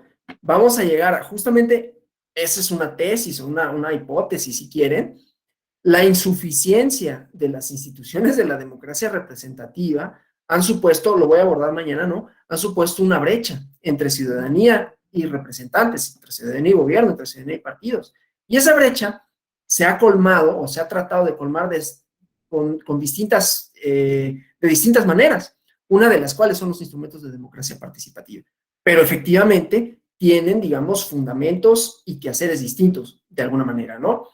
En cuanto al artículo que me decían, son artículos complementarios. La bibliografía es complementaria. Obviamente supone que ustedes la leen y que a partir de esa vamos a ir encauzando el debate. No es que yo vaya a retomar necesariamente los planteamientos que se hacen ahí. Podemos discutirla, si gustan, el día de mañana, los fundamentos históricos del artículo que leyeron, pero primero quería como plantear estas cuestiones generales que muchas de ellas están más o menos ahí en el artículo, ¿no? Bueno, volviendo a lo legítimo. A ver, lo legítimo es un tema yo creo que es la preocupación fundamental de la teoría política. Toda la teoría política se ha tratado de responder y por eso encontramos distintas formas de tratar de decir qué es lo legítimo y de dónde deviene. La forma no es la más arcaica, pero la forma más occidentalmente más conocida es la contraposición entre el fundamento del poder político teológico, ¿no? Proviene de Dios y era el fundamento de ser de las monarquías absolutas, que de absolutas tenían poco, como había dicho, pero bueno, de estas monarquías que concentraban en sí el poder y que decían justamente, pues es que proviene de Dios. Había acuerdos políticos con los papas, ¿no? Y había relaciones con los papas, con su nombramiento, ¿no? A quienes les interesen, hay esta serie de novelas que, pues quizás no son los documentos históricos más rigurosos, pero que cuentan bien cómo sucedían algunas de las alianzas, algunos de los problemas sobre todo en la monarquía francesa y sus relaciones con la monarquía inglesa, que son los Reyes Malditos, ¿no? Esta serie de Maurice Druon, que es bastante interesante por eso. Insisto, no es necesariamente un curso de historia del medievo, ¿no? Ni de las monarquías absolutas. Pero bueno, entonces decía, están en las antípodas, por un lado, el fundamento religioso del poder político y el fundamento civil. Y en el fundamento civil tenemos distintas formas de tratar de responder a la pregunta, ¿qué es lo legítimo? Me parece a mí que el que mejor la responde es Maquiavelo, porque Maquiavelo cuando lo responde, claro, él escribe El Príncipe en el Renacimiento, ¿no? Pero que donde también el ejercicio del poder era de una forma determinada, ¿sí? En donde no necesariamente él está pensando en la democracia, aunque sí piensa en la democracia en el discurso de la primera década, por eso son libros complementarios, y sobre todo piensa en instituciones, pero él lo resuelve diciendo, bueno, es legítimo el poder que tiene reconocimiento del pueblo, reconocimiento de la gente. ¿Cómo obtienes ese reconocimiento? Ese ya es otro cohete, ¿no? Y claro, Maquiavelo cuando está pensando en El Príncipe está pensando en las formas en que distintos monarcas ejercieron el poder, cómo llegaron al poder, pero también cómo lograron convencer al pueblo de que ellos eran los representantes de sus intereses, de tal manera que siempre hay una sinergia, ¿no? Dejando de lado al fundamento del poder político teológico, El fundamento del poder político civil siempre supone una sinergia entre gobernantes y ciudadanía. Claro, ahí el problema es decir quiénes son la ciudadanía, qué derechos tiene la ciudadanía, pero a final de cuentas siempre va a haber una relación entre el reconocimiento que hace la población de la persona o personas o formas en que se manifieste el poder. De tal manera que aunque no hay un reconocimiento como el que hace la democracia, que supone la periodicidad en las elecciones, que supone instituciones que encausan estas distintas reglas para el ejercicio del poder, que encarna una idea de ciudadanía, que encarga una serie de universales en torno a todas y todos los ciudadanos potencialmente pueden ser representantes, ¿no? Se pueden contender por cargos públicos, ¿no? En las ideas maquiavélicas o de Maquiavelo, si bien eso no está presente, sí hay como elemento central el reconocimiento que el pueblo haga. Y por eso también le dice, bueno, al príncipe, bueno, ¿y cuáles son los principados que han sido más exitosos? Pues aquellos que no están fundados en el miedo de la población, ¿no? Porque el miedo, pues finalmente en algún momento lo pierdes. Y cuando pierdes el miedo, ¿qué pasa? Que hay una revuelta. Entonces, el ideal de gobierno, sobre todo, es aquel que tiene estabilidad. Y entonces también hay una responsabilidad del gobernante, del príncipe.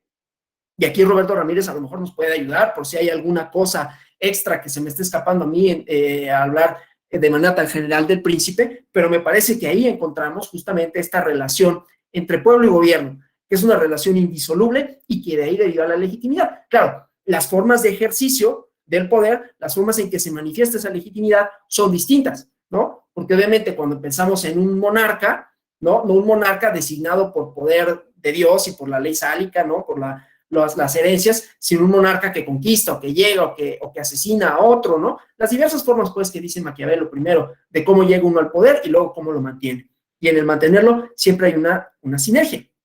Ahora, esa es una forma de tantas y la democracia es una forma de tantas. Lo que pasa es que, como digo, la democracia supone otros componentes. Supone primero un componente temporal, a diferencia de lo que es un príncipe. El príncipe, ¿cuál es el componente temporal? Pues lo que dure.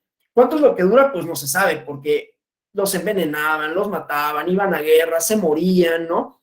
Pero su duración no estaba limitada a un periodo de tiempo, a diferencia de la democracia, ¿sí? La democracia moderna, ya estamos hablando aquí de institución moderna de la democracia, que tiene este elemento temporal, tiene el elemento ciudadanía. Ya no nada más es el reconocimiento que se haga en términos tácitos, ¿no? Es decir, que no te desconozco y no hago una revuelta, o no reconozco otro líder, o no me alío con otra potencia o con otro príncipe. Sí, temporalidad de naturaleza contra la institución. Ahorita si quiere ahondamos en esa parte, ¿no? Entonces, el límite del ejercicio del poder del soberano será pues hasta que la ciudadanía sí lo quiere, y entonces habrá revueltas o habrá otras alianzas o habrá otro poder que se superponga. Acá no. En la idea democrática, los límites temporales sí son claros, ¿no? Pero también la idea de ciudadanía y el reconocimiento es explícito, por medio de las urnas, por medio de la participación, por medio de la deliberación. Y en cuanto a las masas, ese es un temazo, ¿no? Porque mencionó usted a Weber. Weber cuando dice el Estado, el gobierno, es el que tiene el poder, el monopolio legítimo de la violencia, ¿no? Ese es el fundamento del quehacer del poder político. Y es legítimo porque yo creo que Weber sí tenía como una idea más bien democrática, en el sentido de que el fundamento del poder provenía de las urnas. Y lo digo porque él considera que los partidos políticos nacen con la democracia y que la democracia de los partidos políticos nace cuando las masas se incorporan a la disputa política, ¿no? Decía, pues, la masa es un gran tema porque contemporáneamente se les tiene mucho, bueno, contemporáneamente, históricamente se les ha tenido mucho miedo. Por eso la idea lockeana era de, bueno, sí, pero los propietarios, ¿no? Con una idea, como decía el compañero Alfonso Pliego, clasista, de no, bueno, es que somos los que sabemos, ¿no? Es una idea aristocrática, de alguna forma, ¿no? Porque sí hay ciudadanía, pero esa ciudadanía no son todas y todos, ¿no? No son todas, no son ninguna, pero son algunos, digamos, ¿no? Entonces, el miedo a las masas ha estado presente siempre, ¿no? Lean, por ejemplo, La rebelión de las masas de Ortega y Gasset, que es un libro muy interesante. pero que ahí está presente este elemento de decir, bueno, es que no porque provenga de las masas pueden elegir al más tonto, ¿no? Lo cual es cierto, pero que nada garantiza que las minorías vayan a elegir al más listo tampoco, ¿no? O sea, esto es como una degradación, la idea de pensar que la masa tiene que ser una cosa que se deba de controlar porque si no va a derivar en un ejercicio despótico del poder, es tanto como pensar que entonces el poder aristocrático no lo hace, cuando sí lo hace, ¿sí? Eso es justamente por lo que Maquiavelo ve y por lo que Aristóteles ve en la Politeia, la resolución de conflictos desde posiciones de clase irresolubles y que son las instituciones las que le dan causa y las que equilibran, ¿no? De manera tal que, para mí, las masas primero no son algo que se le deba temer tampoco tanto, que pueden tomar buenas decisiones. Desde luego, la idea de masa, y por eso yo digo que yo me resisto un poquito a decirle masa, aunque ahorita vamos a hablar de partidos de masas y su impacto en la democracia, pero la idea de masa es justamente como individuos que actúan en bola, ¿no? De manera irreflexiva normalmente, ¿no? Y que dan pie a cuestiones indeseables, digámoslo de esta forma, ¿no? Por eso siempre deben ser controladas por instituciones, por eso existen ahora estos órganos contramayoritarios que son un debate contemporáneo, ¿no? Pero siempre es como esta idea de los gobiernos, ahora contemporáneamente, me estoy adelantando a lo que vamos a hablar mañana, ¿no? Pero contemporáneamente es como vamos a limitar a los gobiernos populares, y los gobiernos populares nos sacan ronchas, ¿no? No a mí, pues, pero a muchas de las personas que tratan de decir hay que sacar de lo político ciertas decisiones, porque si se ponen en manos de las masas van a provocar un caos, y entonces vamos a dejarlo en manos de técnicos, ¿no? Es un debate. A lo mejor estoy con ello revelando una posición que es personal, pero es un debate académico y es un debate también fundamental para decir qué es la democracia, quiénes son y cómo debe de ser sus interpretaciones y su instrumentación. No sé si con ello nada más le di vueltas a lo que me dijo compañero Alfonso Pliego o respondí a la pregunta. Perfecto. Bueno, entonces vamos a continuar porque justamente en ese momento, ¿no? Guerra civil, revolución, o sea, momentos de cambio, momentos de transformación de las estructuras sociales y políticas que van haciendo que surjan instituciones y van haciendo que surjan otras demandas. Yo estoy seguro que aquellos, los ilustrados en la Revolución Francesa no tenían en mente cuáles iban a ser las consecuencias de lo que planteaban, ¿no? No pensaban necesariamente que sus ideas de libertad iban a significar lo que significan hoy, en términos de ciudadanía democrática, ¿no? Pero bueno, el chiste es que estos cambios institucionales que van cristalizando en formas de ejercicio del poder, en formas de entenderlo, en formas de fundamentarlo, en formas de disputarlo, van dando lugar a que se incorporen nuevos actores políticos, ¿no? Y con ello, las masas. Guerra civil de los Estados Unidos, Revolución Francesa, pero aquí me faltó decir algo, Revolución Industrial. La Revolución Industrial que también supuso una serie de cambios sociales que aceleró, ¿no? Que transformó las relaciones sociales, las relaciones políticas, pero que además también, y esto está en las novelas de Charles Dickens, por ejemplo, ¿no? Supuso, por un lado, la industrialización, el progreso, supuesto, pero por otro lado, la depauperación de las personas, ¿no? Trabajo, a veces no mal pagado, sino no pagado, trabajo infantil, horarios de trabajo infernales, ¿no? Y desde luego contaminación, las periferias, ¿no? Ahí está Oliver Twist, etcétera, o tiempos difíciles, hablando de Dickens, ¿no? Y entonces, ¿qué sucede? Que surgen, lean el libro de John B. Thompson, que se llama El nacimiento de la clase obrera, ¿no? Y justamente empieza a nacer, y aquí vamos a hablar de las masas, desde el lado más benévolo, después hablamos del lado oscuro, que se le ha tratado de entender a las masas. Bueno, ya me referí un poquito a esto, ¿no? Pero entonces, por cierto, ya logré hacer grande la presentación para quien lo había solicitado y aún así poder alternar pantallas.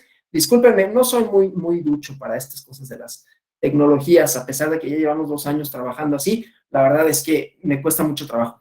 En fin, y por eso tengo apuntes en hojita, ¿no? O sea, mi acordeón está más bien en hojita que en la computadora, que tengo mis archivos ahí también.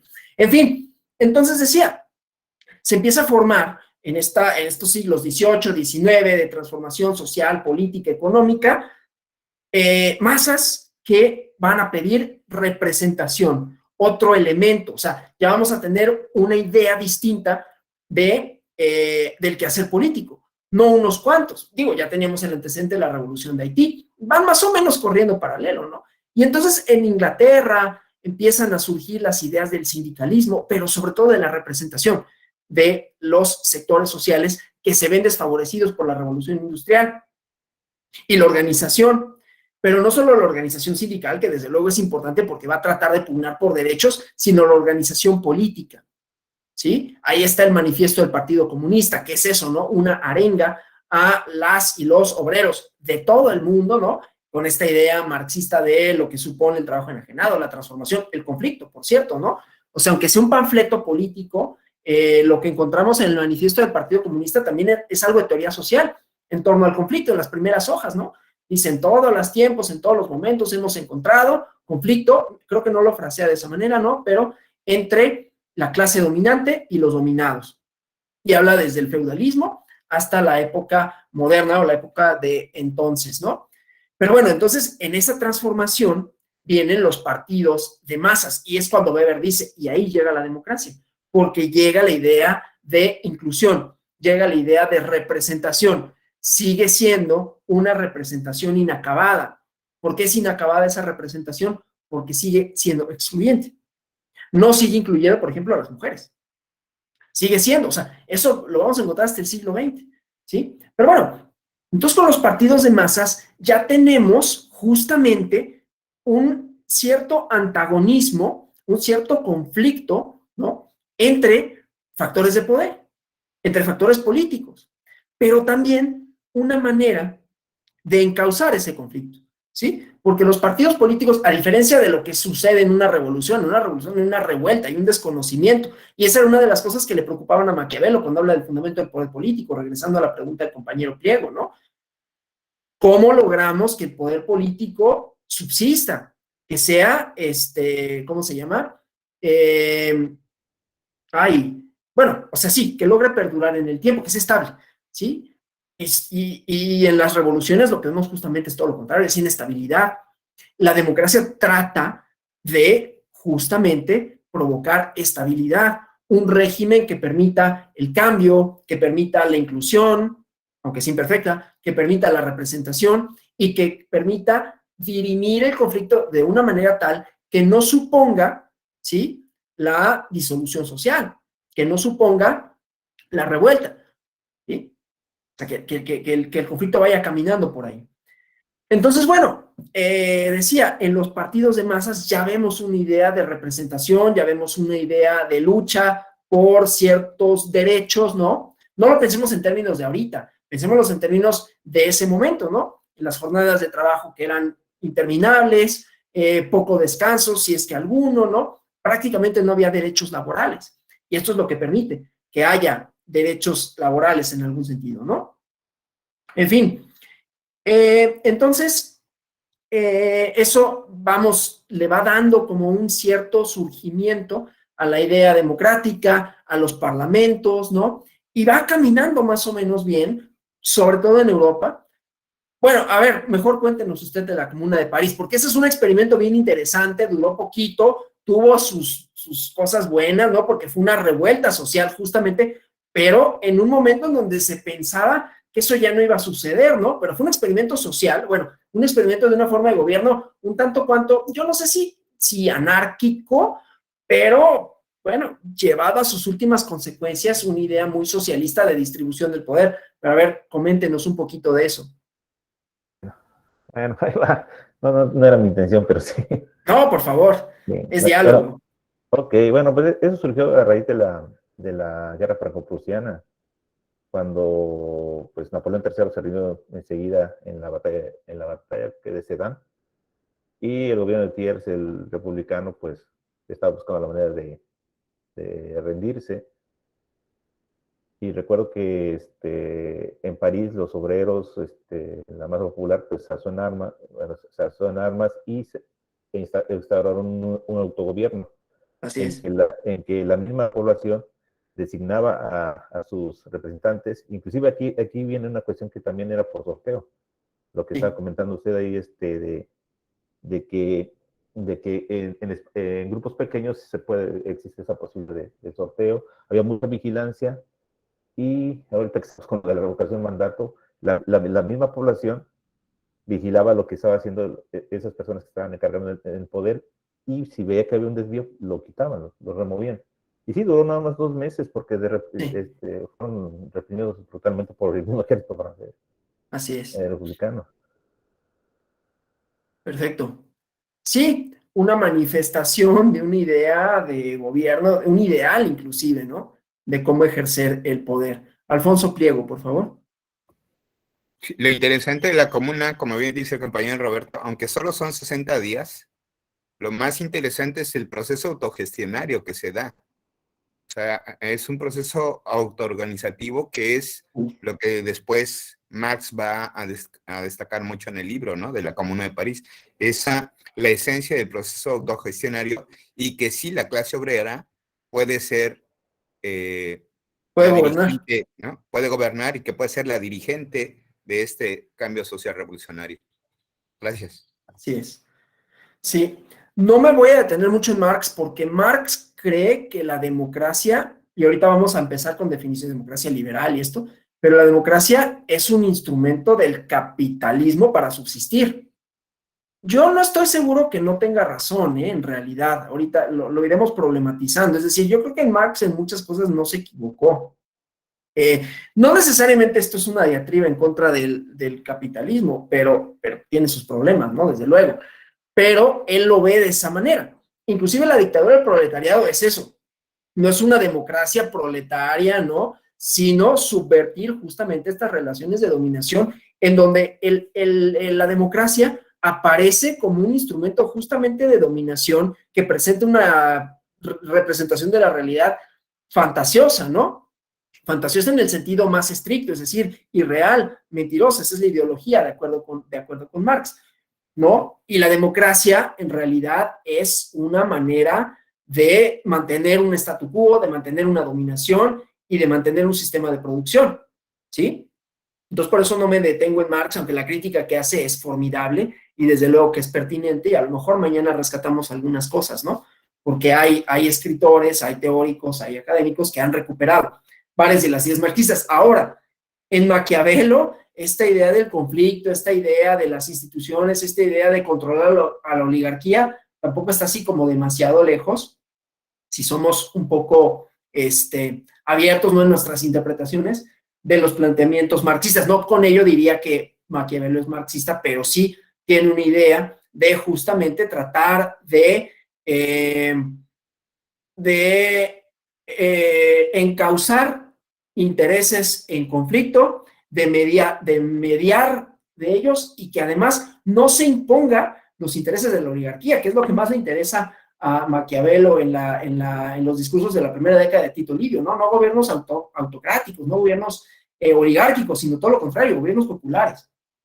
Bueno, entonces decía, surgen los partidos de masas y empieza a ver como esta idea, esta noción de cambio, esta noción de inclusión, o más o menos, las ideas de sufragio universal que ya venían de la Revolución Francesa, que siempre, otra vez, con los debidos matices, universal para quién, ¿no? No es tan universal. Ni la Declaración de los Derechos del Hombre y del Ciudadano, bueno, sí, pero no todos eran ciudadanas, por ejemplo, ¿no? Pero bueno, estas ideas que se van transformando, pues, que van dando nacimiento a instituciones y que van encauzando de una manera distinta el conflicto.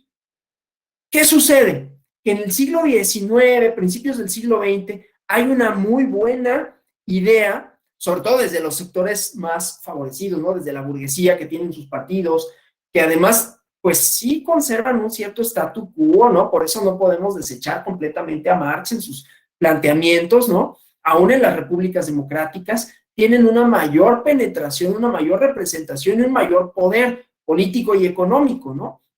La élite gobernante, dirán algunos. En fin, ¿y qué sucede? Pues que por accidentes del destino, por azares, se derrumba todo ese mito, ¿no? Todo ese mito del progreso, porque la democracia, además, ya esa democracia moderna, inclusiva, institucional, transformadora de la sociedad, transformadora pacífica de la sociedad. Insisto, no en todos lados, estoy hablando del Imperio Austrohúngaro, que era eso, era un imperio, ¿no? Que funcionaba, digamos, bien para ciertos sectores, y viene la Primera Guerra Mundial, la Gran Guerra, ¿no? Catástrofes, destrucción, y destrucción de un modo de vida, destrucción de un modo de pensar, destrucción de una fe en el progreso que se había germinado desde la Ilustración, ¿no? La idea kantiana de la razón como fundamento de las relaciones sociales, de las relaciones políticas, la idea de partidos políticos que ya se había esbozado, algunas democracias que más o menos comenzaban a funcionar en el siglo XX, ¿no? Y de pronto eso se cae. Y en el periodo entre guerras se cae peor, ¿no? Porque las supuestas democracias, las supuestas masas, y además en sociedades, sobre todo en Alemania, ¿no? La sociedad productora de Nietzsche, de Goethe, estoy haciendo una generalización porque también estaban ahí otros países, estaba Austria, ¿no? Pero todo lo que se cayó del Imperio Austrohúngaro, ¿no? Bueno, mismo Marx, Hegel, los grandes músicos, los grandes teóricos, Beethoven, Bach, y en esa sociedad germina el nacionalismo, ¿no? No era nuevo. Hannah Arendt lo descubre, bueno, no lo descubre, lo describe, lo problematiza cuando escribe Los orígenes del totalitarismo y habla del sentido antisemita que había históricamente, ¿no? Quien haya leído El mercader de Venecia de Shakespeare, pues ahí está, el Shylock, ¿no? Ahí está esa parte de ese tipo de manifestaciones. Pero bueno, el chiste es que ahí vemos una derivación de la masa. Justamente, escribe Elías Canetti Masa y Poder para describir cómo es que la sociedad, esa sociedad en donde había germinado lo más alto de la cultura occidental, ¿no? La cristalización de la cultura occidental era Alemania, en la música, en la poesía, en la filosofía, produjo lo mejor, digamos. Y no obstante, vienen los movimientos nacionalistas porque tienen una reivindicación, y la misma reivindicación que hace Mussolini, porque Mussolini, cuando se firman los tratados de Versalles, él también pensaba que se le iba a dar más territorio del que le reconocieron finalmente Italia. Claro, Italia no tenía el peso que tenía Alemania. El chiste es que nacen estos liderazgos que reivindican un pasado, pero que reivindican un sentimiento ¿cómo se llama? Perdón, una reivindicación del pasado, pero también un sentimiento de recuperar o de agravio, perdón, ese era lo que estaba buscando, un sentimiento de agravio, ¿no? Nos agraviaron, nos pusieron condiciones muy depauperadas. Italia no perdió en la Primera Guerra, en realidad fue del bloque ganador, pero ellos pensaban que iban a tener más, ¿no? Y también vemos crisis económica, y los momentos de crisis económica resultan idóneos, resultan campo fértil para cierto tipo de reivindicaciones y cierto tipo de discursos. El chiste es que surgen los partidos, así, organizaciones políticas, que no son desde luego democráticas. Luego por ahí hay quienes dicen, no, bueno, es que Hitler llegó al poder de la manera más democrática. No es cierto, incendiaron el Reichstag, o sea, democrático no era, acorraló al canciller, que no tuvo ya como demasiadas opciones que reconocerlo por el poder que tenía, digamos, de convencimiento por los demás, pero no fue necesariamente una elección democrática como lo entenderíamos, ¿no? Insisto con eso del incendio del Reichstag, y que ya el partido nazi, conforme fue conquistando espacios, no era en su ideología, en su ideario democrático, pero bueno, logran el poder, viene la Segunda Guerra Mundial y con ello sí se derrumba completamente la idea de democracia, pero cuando triunfa el bloque estadounidense, soviético, pues viene una reconfiguración del mundo, ¿no? Que ya conocemos. Y en esa reconfiguración del mundo, pues la guerra entre dos polos, la nueva Guerra Fría y la división del mundo. Y ahí tenemos un elemento, ahí tenemos un fundamento que hace eco de las ideas liberales que habían establecido John Stuart Mill y que había establecido John Locke, de democracia liberal, que pone en el centro las libertades políticas. Pero, ya tenemos un segundo elemento, que son las libertades políticas que van a ir chocando con las libertades económicas. Y ahí tenemos un tercer elemento, que es, ¿y las masas qué?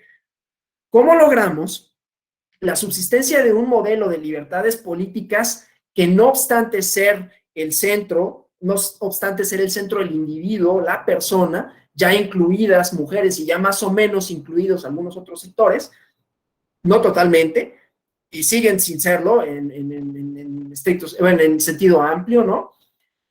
Pero bueno, ya con una idea diferente de inclusión, ya con una idea diferente de fraternidad, ya con una reconfiguración del mundo, esta idea de democracia liberal que pugna por las libertades políticas empieza a chocar con las libertades económicas. Y dicen, ¿cómo le hacemos pues para que las libertades políticas no signifiquen transformar el sistema económico de producción? ¿Sí? Y ahí vamos a encontrar una nueva forma de entender a la democracia. Pero entonces, la democracia liberal, ¿no? Los componentes de la democracia liberal que nos van a dar el fundamento de ser de muchos de los partidos políticos que entonces empiezan a confeccionarse. Pero el mundo está dividido. El mundo está dividido en dos bloques, ¿no? El bloque socialista con la URSS y el bloque capitalista con los Estados Unidos. Por ahí están los países no alineados que la verdad es que no les hacían como mucho caso, no tenían demasiado peso. Pero hay una idea de institucionalización de la democracia. Hay una idea de recuperar ciertas formas, ciertos quehaceres y ciertas finalidades de la propia democracia, ¿no? Y la idea central es la representación. La representación, yo no entendida como la entendemos ahora, vamos a llegar a eso, pero sí entendida como partidos políticos que tienen una plataforma ideológica más o menos definida y que más o menos nos puede llevar a encauzar el conflicto social. Es la lucha que vimos o que algunos de nosotros todavía alcanzamos a ver en algún momento, de derecha a izquierda, ¿no? En las democracias occidentales que tienen una arquitectura jurídica que se basa fundamentalmente en la idea de los Madison Papers, ¿no? La división de poderes bien definida, partidos políticos que son los que encauzan el debate democrático, la lucha democrática, instituciones electorales que permiten, como uno de los elementos centrales, la competencia. México se inserta mucho después a esto, ¿no? Pero aquí estamos hablando de términos de la Segunda Guerra Mundial, primera ola democrática, como la define Huntington, ¿no? Los países de Europa que se reconstruyen y que poco a poco, ¿no? Con la ayuda de los Estados Unidos, los países que pertenecen a ese bloque, pues van teniendo instituciones democrático-liberales, ¿no? Las libertades individuales, insisto, como centro de la política. Y entonces esto también vamos a tener pugnas, por eso decía, derecha-izquierda, ¿cuál es el papel que debe de jugar el Estado en la definición de la política pública, ¿no?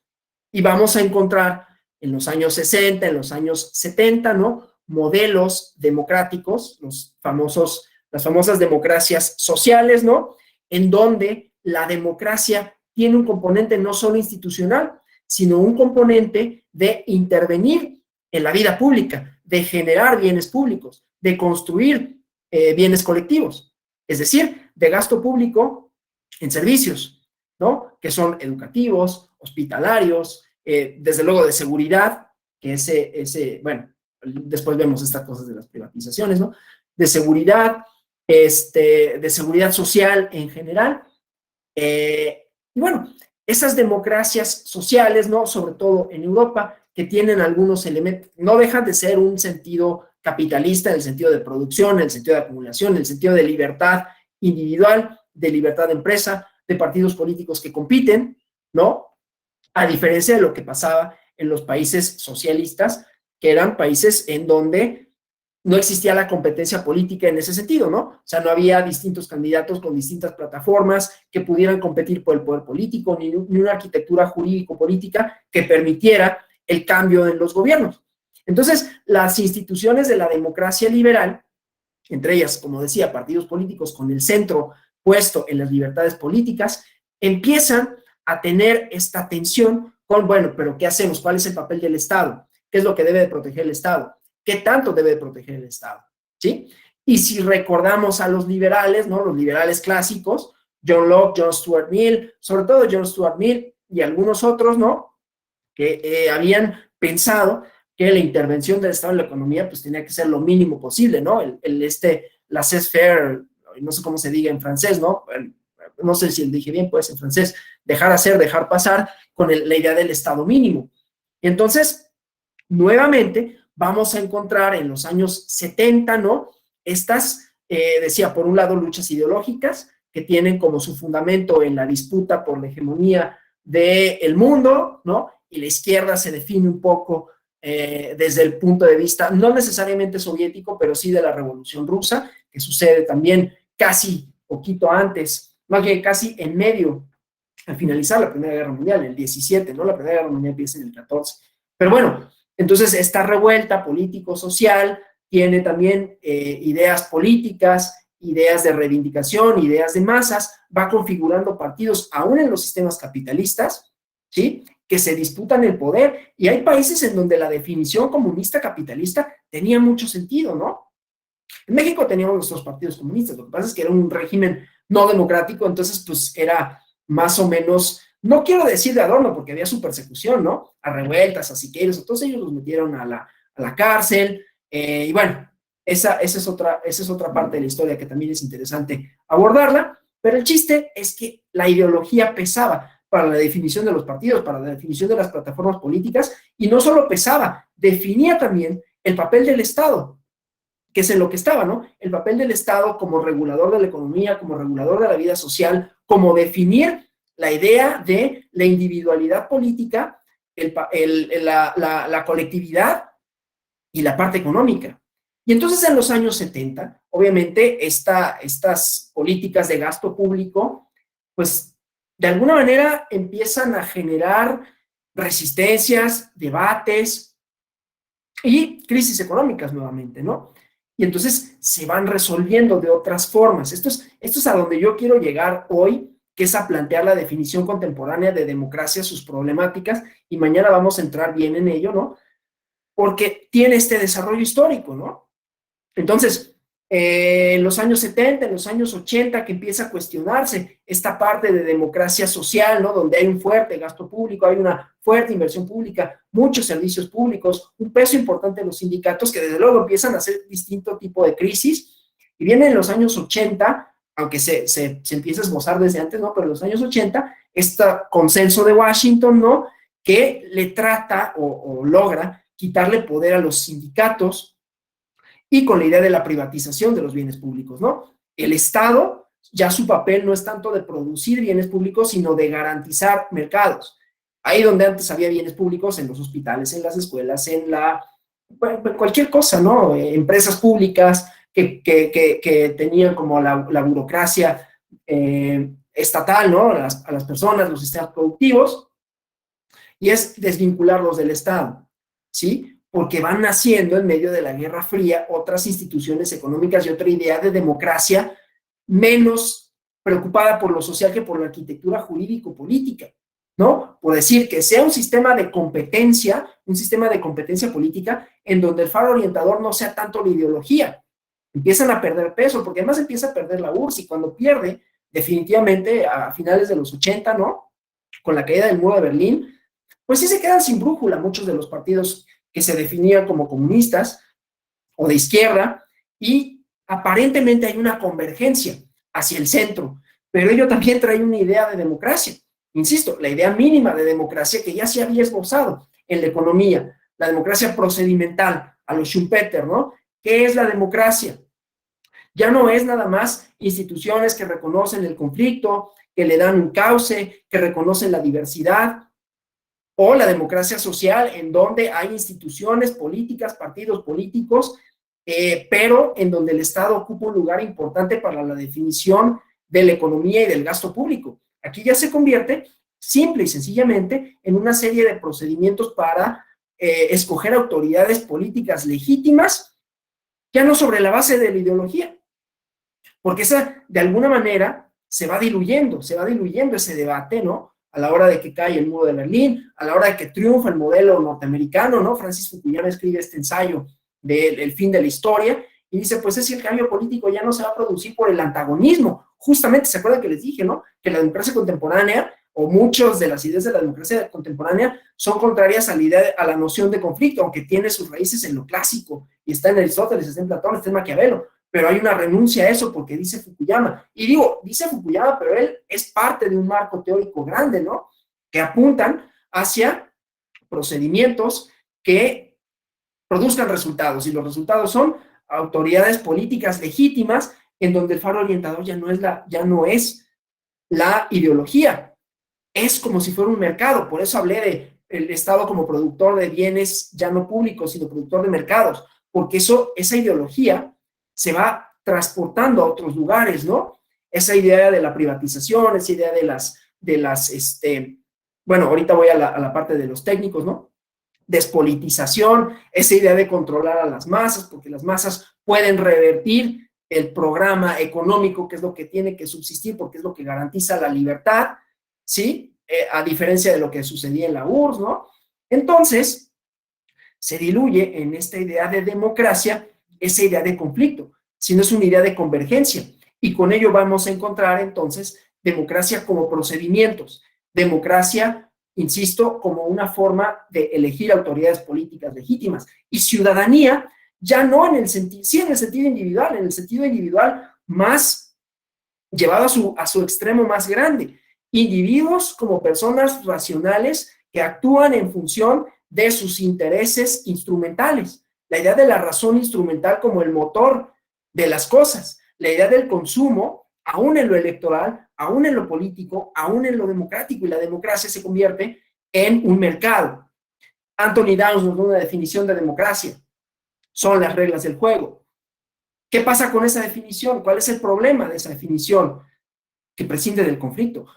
Digamos, hay un conflicto inherente a cuando juegas un juego, pero todos quieren lo mismo, ganar, de acuerdo con reglas. Las reglas son ciertas, y los competidores son esos, son competidores, ¿sí? Y entonces los partidos políticos, la democracia misma, diluyen esa parte conflictual, porque lo que quieren es convencerme, a mí, a ustedes, electores, de su plataforma política, como si de la venta de un producto se tratara, ¿no? Y el elector, las electoras, aquí sí ya incorporadas, también van a orientar su voto en un sentido igualmente instrumental. Por eso también no es casual que encontremos conceptos como voto de castigo, ¿no? Etcétera, porque justamente es pensar las relaciones de las personas de una manera específica, y con ello las relaciones democráticas, y con ello las instituciones de la democracia. Cuando se piensa en la democracia como las reglas del juego, que es una definición mínima, que es una definición procedimental que proviene de la idea económica de Schumpeter, ¿no? Procedimientos para garantizar autoridades políticas legítimas que fomenten la competencia, pero que esa competencia no está orientada por la ideología. Convergen al centro, ¿no? Convergen al convencimiento de los individuos que son racionales y van a votar por el que les vende el mejor producto. Pero eso no supone ningún tipo de fidelidad. Bueno, pues ese sistema falló.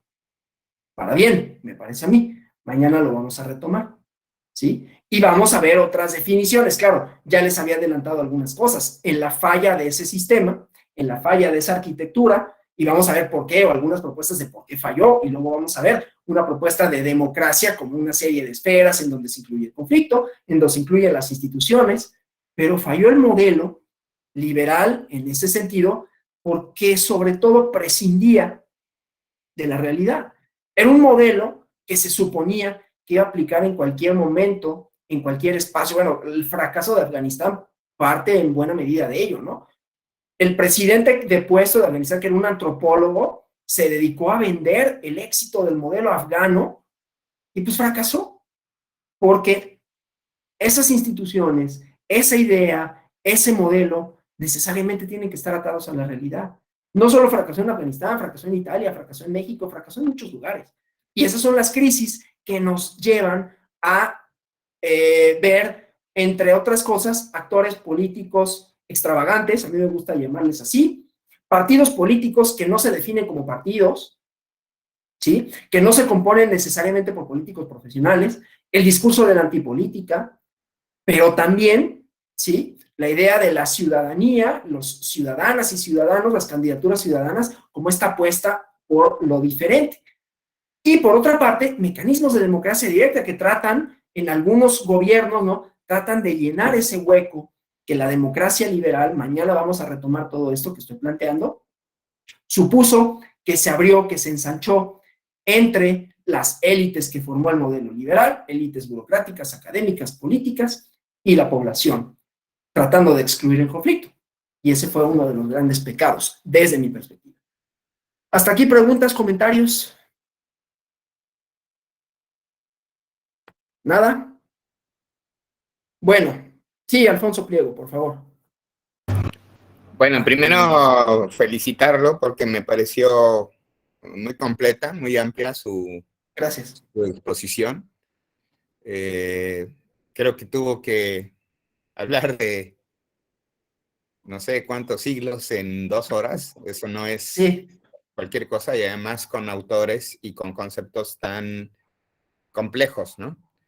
Hay espero cosas que en las bien, que, oiga, y no nada más una embarradita ahí. claro, hay evidentemente cosas con las que difiero, pero pues lo importante es que yo espero que en el transcurso del propio seminario, del propio curso, pues se vaya abriendo esa discusión para el debate, ¿no? Porque lo importante es el debate, que es lo que va nutriendo todas estas ideas, pero en general me parece que es fundamental empezar con pues con estas definiciones de algunos clásicos, por llamarles así, ¿no? Maquiavelo, Locke, no estoy, digo, perdón, Hobbes, no tanto, ¿no? Enrique Dussel habla que Cristóbal de las Casas, 100 años antes, ya Sí, había planteado las cosas que Hobbes va a plantear. Entonces, creo que hay mucha tela de donde cortar y pues sin duda. agradezco mucho su interés y pues le felicito nuevamente porque me pareció una charla muy rápida, pero muy completa, muy llena de elementos, y que además me gustó mucho este elemento que utiliza de sugerir hasta literatura que no necesariamente tiene que ser académica, sino Sí, que la misma literatura universal puede servir para tener un panorama mucho más amplio, o hasta más divertido, digamos, ¿no? sí. Más lúdico, pues. Gracias. No, gracias. Muchas gracias por los comentarios, de verdad. Los agradezco mucho y los aprecio mucho. ¿Ya del Rosario, por favor? Hola, compañeros. Hola, maestro. Hola. Aquí fue una muy interesante evolución digamos, conocimiento en un momento de refuerzo de conocimiento de cómo ha ido suscitándose la democracia. A mí me queda un poquito, bueno, los orígenes, por ejemplo, de algunos términos que surgieron en la Sí, Grecia o con respecto a los griegos, por ejemplo, en el caso de Aristóteles, ¿qué sí, opinión tendría, maestro, de contraste con respecto a la democracia a lo que él propone con respecto a lo que ahora está suscitándose en cuanto a la democracia moderna? O sea, ¿cuáles serían algunos puntos de contraste que me interesaría retomar esa parte porque además tengo una tarea sobre ello? Entonces, digo, para poder tener ampliar un poquito más esa visión con respecto a esto, le agradecería. claro. No, claro, con todo gusto. A ver, sí, Francisco Leoley, se le fue la señal, está bien. Democracia aristotélica, yo creo que elementos en común tiene, por ejemplo, la idea de participación. Claro, la participación de los clásicos no es la participación de ahora. La participación de los clásicos estaba restringida, porque como decíamos, ahorita voy a poner aquí la fila, ¿no? Para las preguntas, Roberto Ramírez, porque para los clásicos y propiamente para Aristóteles había esta distinción de ciudadanía, existía la ciudadanía, eso es un concepto que podemos decir está presente en la noción clásica de la democracia y en la noción contemporánea. Lo que pasa es que la noción contemporánea abarca a más personas, sin que por ello digamos que está agotado. Mañana lo vamos a ver cuando hablemos de ciudadanía democrática, pues, ¿no? Pero entonces tenemos ese primer elemento, ciudadanía, y que la ciudadanía participa, el elemento participación y el elemento conflicto. Lo que pasa es que la democracia contemporánea es muy reacia a reconocer el conflicto, en buena medida, ¿no? Pero yo diría que esos son los elementos centrales. E instituciones. Entonces, en Aristóteles sí tenemos como los elementos más importantes de la democracia contemporánea. Insisto, con el acento puesto en el conflicto. Decía ciudadanía, representación, conflicto e instituciones. La forma de instrumentarlos, por el tamaño, por cómo se entendían, por el periodo histórico, difieren desde luego, ¿no? Pero yo, y claro, la ciudadanía, cuando digo instituciones y cuando digo conflicto, también hablo de deliberación, ¿sí? No sé si con eso conteste la pregunta, compañera. Sí, más que excelente, maestro. Le agradezco y todo súper, muy bien aterrizado. Gracias. Le agradezco muchísimo el comentario. Roberto Ramírez, por favor. Sí, pues unirme a las felicitaciones. La verdad es Gracias. que esa exposición de la historia de la democracia y de las ideas democráticas, pues fue bastante ameno y Gracias. también pues nos hace situarnos a nuestra realidad, o sea, de dónde surgió todo lo que estamos viviendo y cuáles fueron las causas, porque la democracia que tenemos actualmente, esta democracia del siglo XXI, porque es así. Entonces, pues sí, es muy bonito. Y sobre todo, ese rescate, porque es la primera persona que, en los cursos que he visto que hablan sobre democracia, que habla de la revolución haitiana. Es la primera persona y yo ahí sí quisiera felicitarlo porque, No, muchas vuelvo a gracias. reiterarlo, Haití en esa época pues fue el semillero de los Sí, movimientos latinoamericanos. Entonces, así es. sí, es una felicitación hacia esta exposición. Muy honrado. Muchísimas gracias, de verdad. Gracias por los comentarios, Margarita Torres. Hola, buenas tardes. Buenas tardes. Únicamente para felicitarlo, excelente Gracias. ponencia y principalmente nosotros que estamos dirigidos a nuestra comunidad indígena y pues es un gran aprendizaje para nosotros en nuestra fundación para replicar todo lo que nos están enseñando ahorita. Felicidades, muchas gracias. No, le agradezco muchísimo. Y hablando de indígena, mañana nos vamos a referir a una parte de representación indígena, instituciones democráticas. Así que, bueno, espero Ok, que... gracias. Otra preguntita, ¿esta Sí. ponencia la vamos a pasar a nuestro correo, lo que está lo que está explicando usted? La verdad, eso lo desconozco, pero le voy a investigar. Sería muy interesante, porque No, pues muchísimas veo gracias. que bueno, vimos nada más las dos primeras ahorita, pero pues está muy interesante y sí nos gustaría a nosotros tenerlo porque pues lo necesitamos para poder replicar, estudiarlo con más detalles. Muchas gracias, muchas No, felicidades. gracias. Le agradezco muchísimo, de verdad. Y tenemos otra mano levantada todavía. Ay, perdón, ¿eh? Sí, Francisco Leoley, por favor.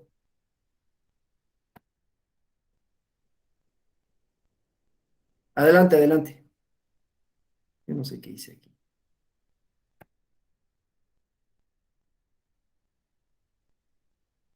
Me hace que perdimos al compañero Francisco Leoley.